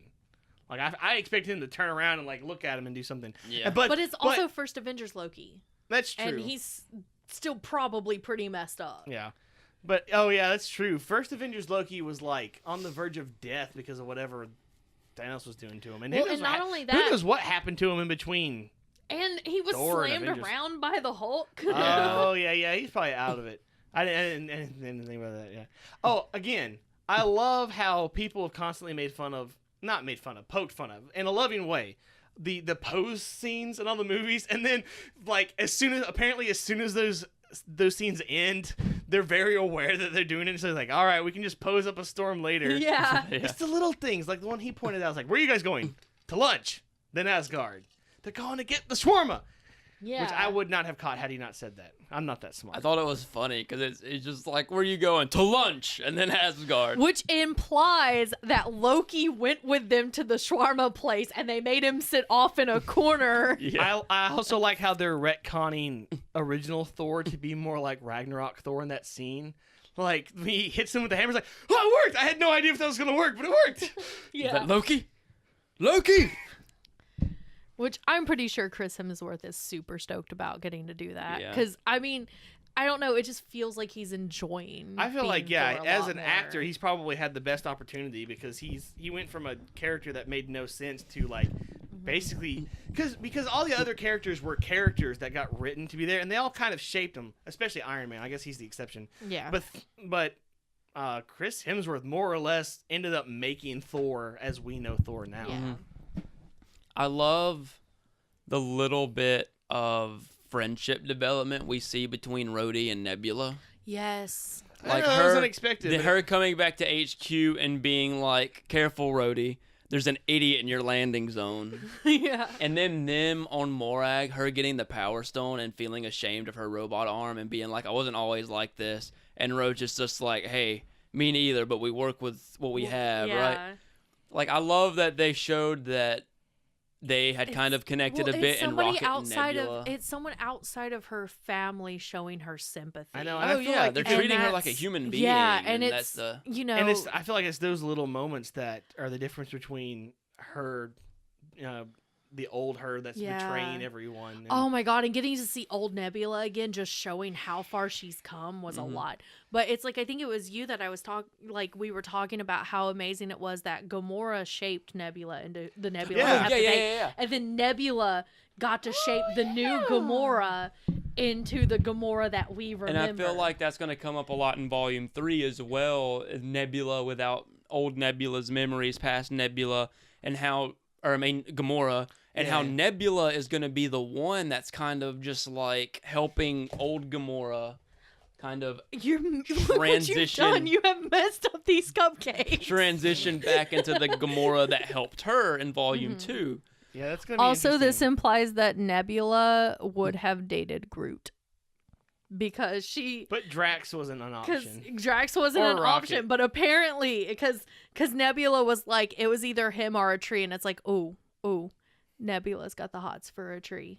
I don't know. I don't know. maybe. It's that whole like nature versus industrial thing going Yeah, on. steampunk. Opposite ends, opposites attract kind of thing. Organic steampunk. No, but I can't remember Trees who. with I don't know why cogs. that phrase disturbed I can't me remember so if it was much, but you. it did. That's gonna be their ship name. I'm creating it. Oh my gosh. Organic steampunk. But I can't remember if it was you Would or it be you I steampunk told or this to. cyberpunk? Cyberpunk. Organic cyberpunk. But I love that Rocket has gotten a little bit of development being around Captain America. Him diving on top of Groot, Groot. to save him. Like, I feel like Volume 3 is going to... Because they joke about Quill and Thor arguing over who's in charge. And I feel like Volume 3 is probably going to have that with Rocket, the one that's actually in And yeah. charge because he's learned how to Which be is more... funny Rocket- because that's what they joke about in Infinity War anyways, is that Yeah. he's the leader. Also, Rocket's speech to Thor while Thor is Yeah. panicked. Oh, yeah. You think you're the only one who's lost someone. It's like we've all lost somebody, but it's like yours is gone.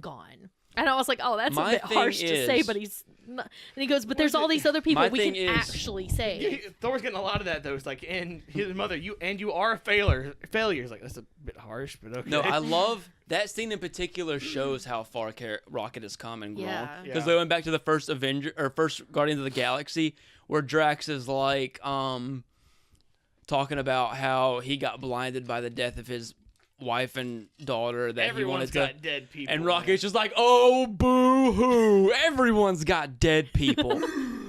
Yeah, and then in this one. Groot doing that.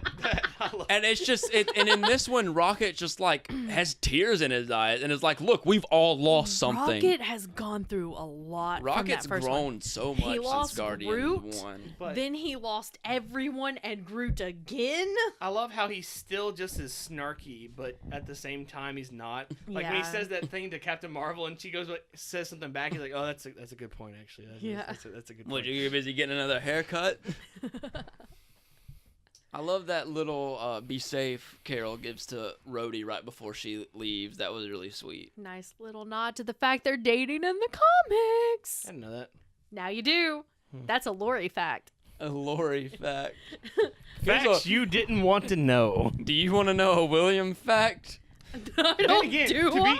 to be fair, in the comics, Scarlet Witch and Vision are dating. I was like, that's weird. That'll never happen in the movies. And then the movies happen. I was like, no, don't break them apart. So like, what do I know? I don't know I like that nothing. they kept Vision dead. Yeah. Like, Well- that was sad, but We don't necessarily know that's true. We getting him back They in the haven't- 1950s with Wanda. I don't understand that. the Their rumor. series. No, here's the rumor I heard. Okay, thank you. The rumor I heard was that the show, it does take place in the 50s, but it is a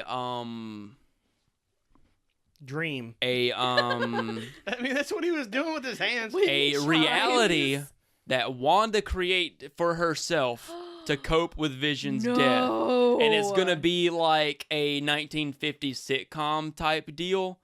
Hence the name WandaVision. Why would they do that? This that this hurts. this program brought to you by WandaVision. And Oh, yeah, they said that's what I've heard. The rumor is that I what would it's gonna like be. to They're- get off the train, Is she going to be in please. any more movies? Do we know?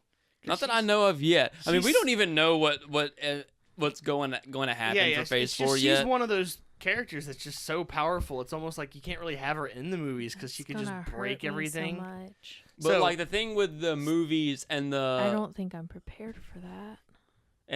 Disney Plus limited series is, to me, it seemed like that was like, this is an idea Oh shoot. that they just kept building on and was like, we've got so much material here, we'd rather just let this be a show or a limited series instead of a movie. So it's definitely possible that in the movies, when we pick back up on characters like Scarlet Witch and Bucky and Falcon, they will be different characters because we'll see more character development throughout their series. Like Wanda dealing with Vision's death wouldn't be prime for a whole movie, but we can make a series out of it and then pick back up on She her actually after. does bring him back, and she ends up getting her powers. Like when she goes full on crazy in the comics and actually does change all of reality, and she realizes that she has that ability. Maybe. Doot doot. I mean, in the comics, that's how she got rid of all the mutants. Maybe that's where the mutants come from. That's a stupid theory, and I hope they don't do it, but it is possible. Wouldn't be the first time one of you guys said something that actually happened. I know, we gotta stop talking. Sometimes that, like, when I say stupid theories and they happen, it's like, no, I didn't really mean it. And it's like, and the thing is the Loki series has bounced around like the rumors have. That doesn't make Because sense. Is it an initially- alternate timeline, or Because is initially it, I they don't announced understand. Tom Hiddleston was going to be in it. Then they announced that it was going to be young Loki and Tom Hiddleston was going to narrate it. Now, Like a young Hercules thing? I hope not.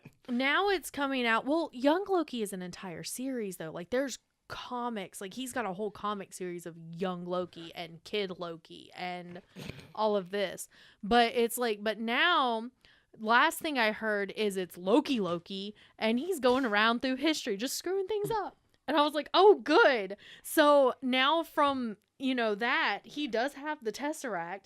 We've got literally post Avengers 1 Loki without any of the development of other Loki. I like to imagine that series is how they end up getting rid of the time machine. Like, we got to get rid of this because, like, maybe he gets access to the time machine, starts breaking everything, and, like, we have to destroy this. That's the thing. Would That way Loki they can't be just able? that way they can't just retcon everything with every movie with the time machine. Would Loki be able to travel to Prime Timeline with just the space? Like, how would he get to the timeline with the time machine? I don't know. I didn't say it was a well thought out theory. He just said it was a theory. Like, I don't know. Like, it's weird. I mean, it's possible he could get there accidentally, and that's like our first hints at Donkey Kong. I don't remember his actual Who name. is Donkey Kong? It's just weird because I don't know. it's the Anything thing. could happen. Them saying the Loki series is supposed to be Loki traveling throughout history and screwing things up.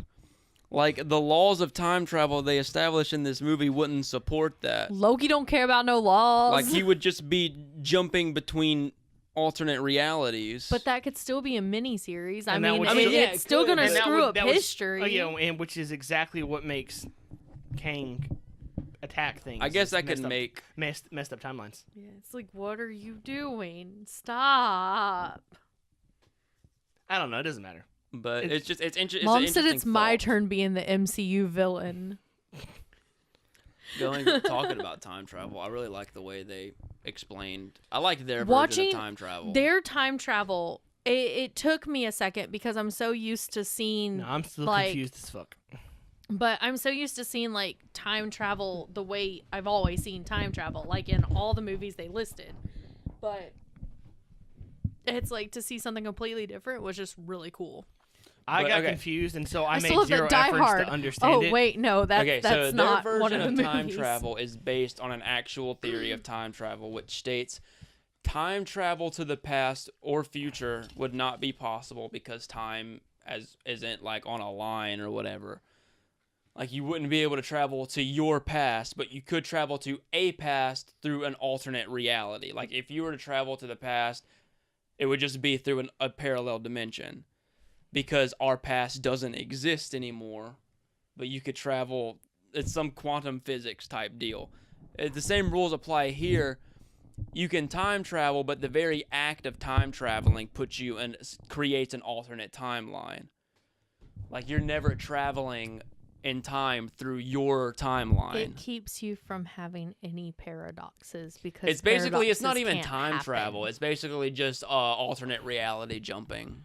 One thing that was said that I don't know if it was meant to be taken literally or not is that the Ancient One said it's like time is. I don't remember if she said time as we know it or time exists around the stones. It's like, so does that mean like time will get all messed up because the stones are gone? No, what she's talking about. I figured that's not what she meant, but I was like in the back of my mind, I was like, man, if Is that's that- true, Explain better, Tilda Swinton. She explains that the stones themselves control the flow of time as we know it, as one timeline. Yeah. I assumed she meant as one timeline, but she didn't Yeah. say that. I was like, if that's not what she And- meant, they're gonna have some really weird movies coming up. What she's saying is that them taking the yeah, I time get stone that. out of her timeline would cause her timeline to collapse over time. It's basically the same as Donnie Darko rules. Yeah. Something from one timeline passing into another timeline would make the timeline unstable because it doesn't belong there. So the point is, the only way to preserve that is for them to return the stones at the exact same time they showed up to take them, so that it was never technically out of that universe or out of that timeline. So, but that's basically time travel in the MCU. It's not even really Sure. time travel. I'm gonna go with it. It's just alternate reality It's jumping. reality Do jumping. we have anything else we want to talk about the movie, or do we want to talk about some speculation stuff? Well, going back to that, that's one of the problems a lot of people have had with Cap showing up at the end. They're just like, how he showed up on that bench. Alternate and all that reality. Stuff, blah, blah, blah, blah, blah. I Like, mean, basically, if he it's an just. alternate But reality, who's he could to just- say their could- reality didn't have that either? Well, that's what I'm saying. My thing is that they pretty much they explained everything in the movie so that they wouldn't have to explain that in that scene. Mm-hmm. Like, that scene was a really emotional scene that. What if our Captain America went to their reality, but their Captain America also went to our reality, so it happened in both? And so it basically is like time travel. I just like how Bucky is so close to Cap that whenever Cap left, Bucky knew. Like yeah, he knew. He knew something. and everything. Like it's like He's like, looked he's- over, saw him, and just was like, I you love know, that callback to the first Captain America where The he don't was do like, anything stupid. Yeah, don't do anything Took all the stupid while I'm gone. How can I? You're taking all the stupid with you. But no, that's what I. Call But yeah, time travel. everyone's just like, how does Cap end up sitting on that bench? And I'm like, one, they explained all the rules of time Old travel. people love sitting on benches. Because they're like, Could have been there the whole time. wouldn't Cap just show back up on the pad? I was like, no, because they even say in dialogue, Hulk says his time signature just blew right past us, meaning he was traveling, but you can, like they show in the... He never came back to that pad. Yeah, in the though. He movie, just if you're lived his leaving, life. the pad really just acts as a waypoint. Yeah. So if you're leaving from the pad, you can show up at any random location. So Cap just jumped back into this timeline from another pad in the timeline he lived in and showed back up on that bench. There's your explanation. Yeah. Is and- time travel and what caused Cap to start had- getting old? Huh? Is time travel what caused Cap to start getting old? No, interestingly enough, Cap is way over like 100 years old at that point. Oh yeah, that's true. But it's So he's probably the just starting serum to show slowing his old. aging down. Well, that's the other Okay. thing is people like. Oh, what- I didn't even think about how old he'd actually be by that point. Because I'm And who assuming knows based if- on the cars. Who knows if the frozen years still count against them too? Like you don't know. the Frozen years sounds like a stupid. He would be soap in his opera. 30s when he jumped back to the 1950s. Because it's implied he's in like the late 40s, early 50s. Yeah, because someone goes, "How's he gonna get back?" I was like, He doesn't. "Peggy's dead." I'm like, "Oh, that's right, I forgot." It's like, So yeah, he sorry. would be like really old at that point. But I mean, the serum probably preventing him from dying. Another thing too, Chris Evans is such a great actor. He plays an old man so well. I know he's even got the weird motions The down. emotions down, the way he talks. Like just It's like so his just quiet face, and like, old. The way that he moved his face. Yeah. While he was old was. I don't know why, but like the way he opened the bag just seemed old, so old person-y. I don't know how to explain yeah, it. even And like that knowing And, like, he, like, the- smile, that was like a granddad. Granddaddy Granddaddy America. He talks in short sentences. That's the best part too, is And that he's the whole soft. it doesn't feel like it was made for me. or it feels like it belongs to someone else. It belongs to someone else. No. And Cap just goes, it doesn't. And I'm just like, And then that whole, so you want to tell me about her? And he's just like, no. no. And No, I'm I like, don't think I will. I'm like, oh, that's such like a sweet old man. Yeah. Like, It's just perfect. He just acts like a regular old guy. Yeah. And it just goes back to me talking about Tony's death scene. Like, I love that they handle everything so realistically. And that blows me away. Handled so He softly. says about a movie with monsters and aliens and time travel. But That's what makes it so. keep Yeah, it that's what makes it so grounded, great. yeah. Well, the thing is, with fantasy stuff like that, That's what you need to make have it to be feel. so careful. Like, yeah, you've got all the fantasy, but the real moments have to be real. Grief is real. Death is real. Aging is real. Like, you have to make those scenes real because you've already got all this unreal fantasy. It's like, because if you don't have that, then people can't relate to it.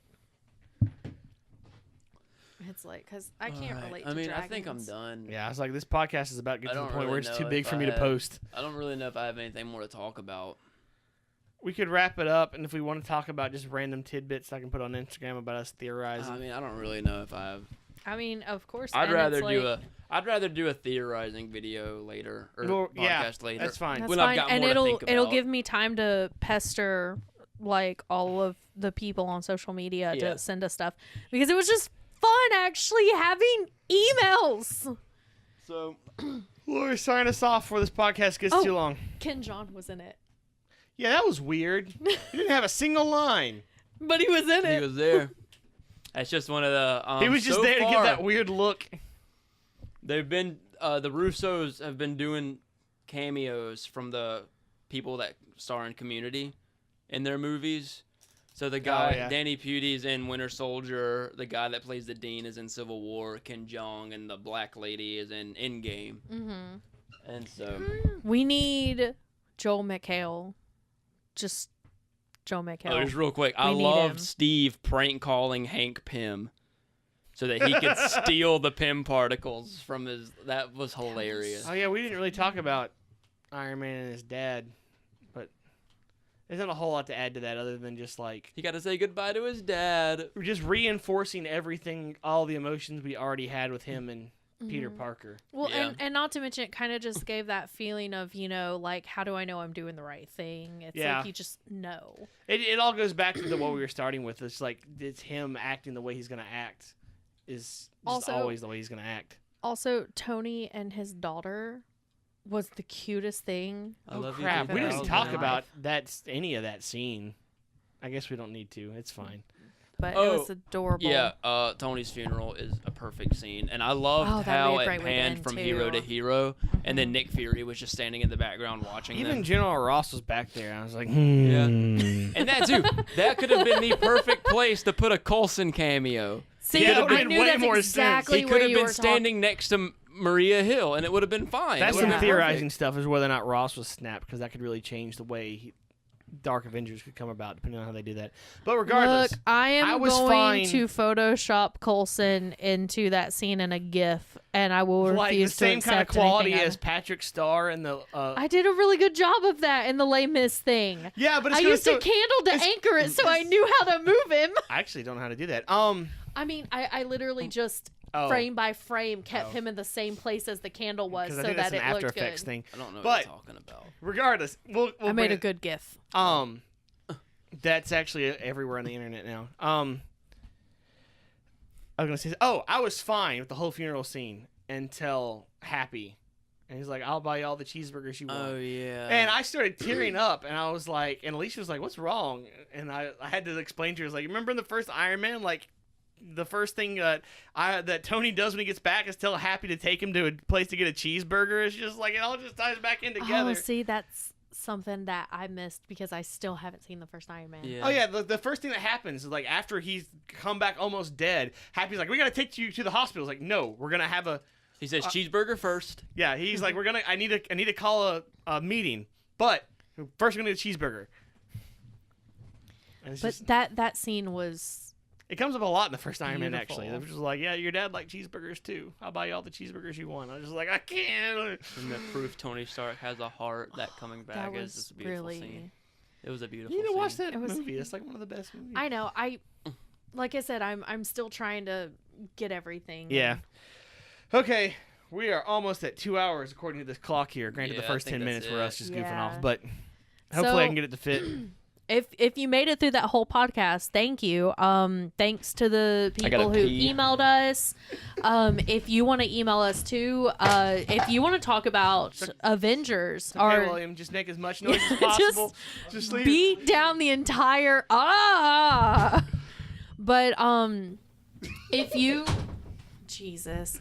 But if you want to shoot us an email about the MCU, we're always up for talking about it. If you want to send us your thoughts on Endgame, go ahead and send it. We'll probably happily do a whole nother podcast talking about this movie. Absolutely. I feel we could completely do it.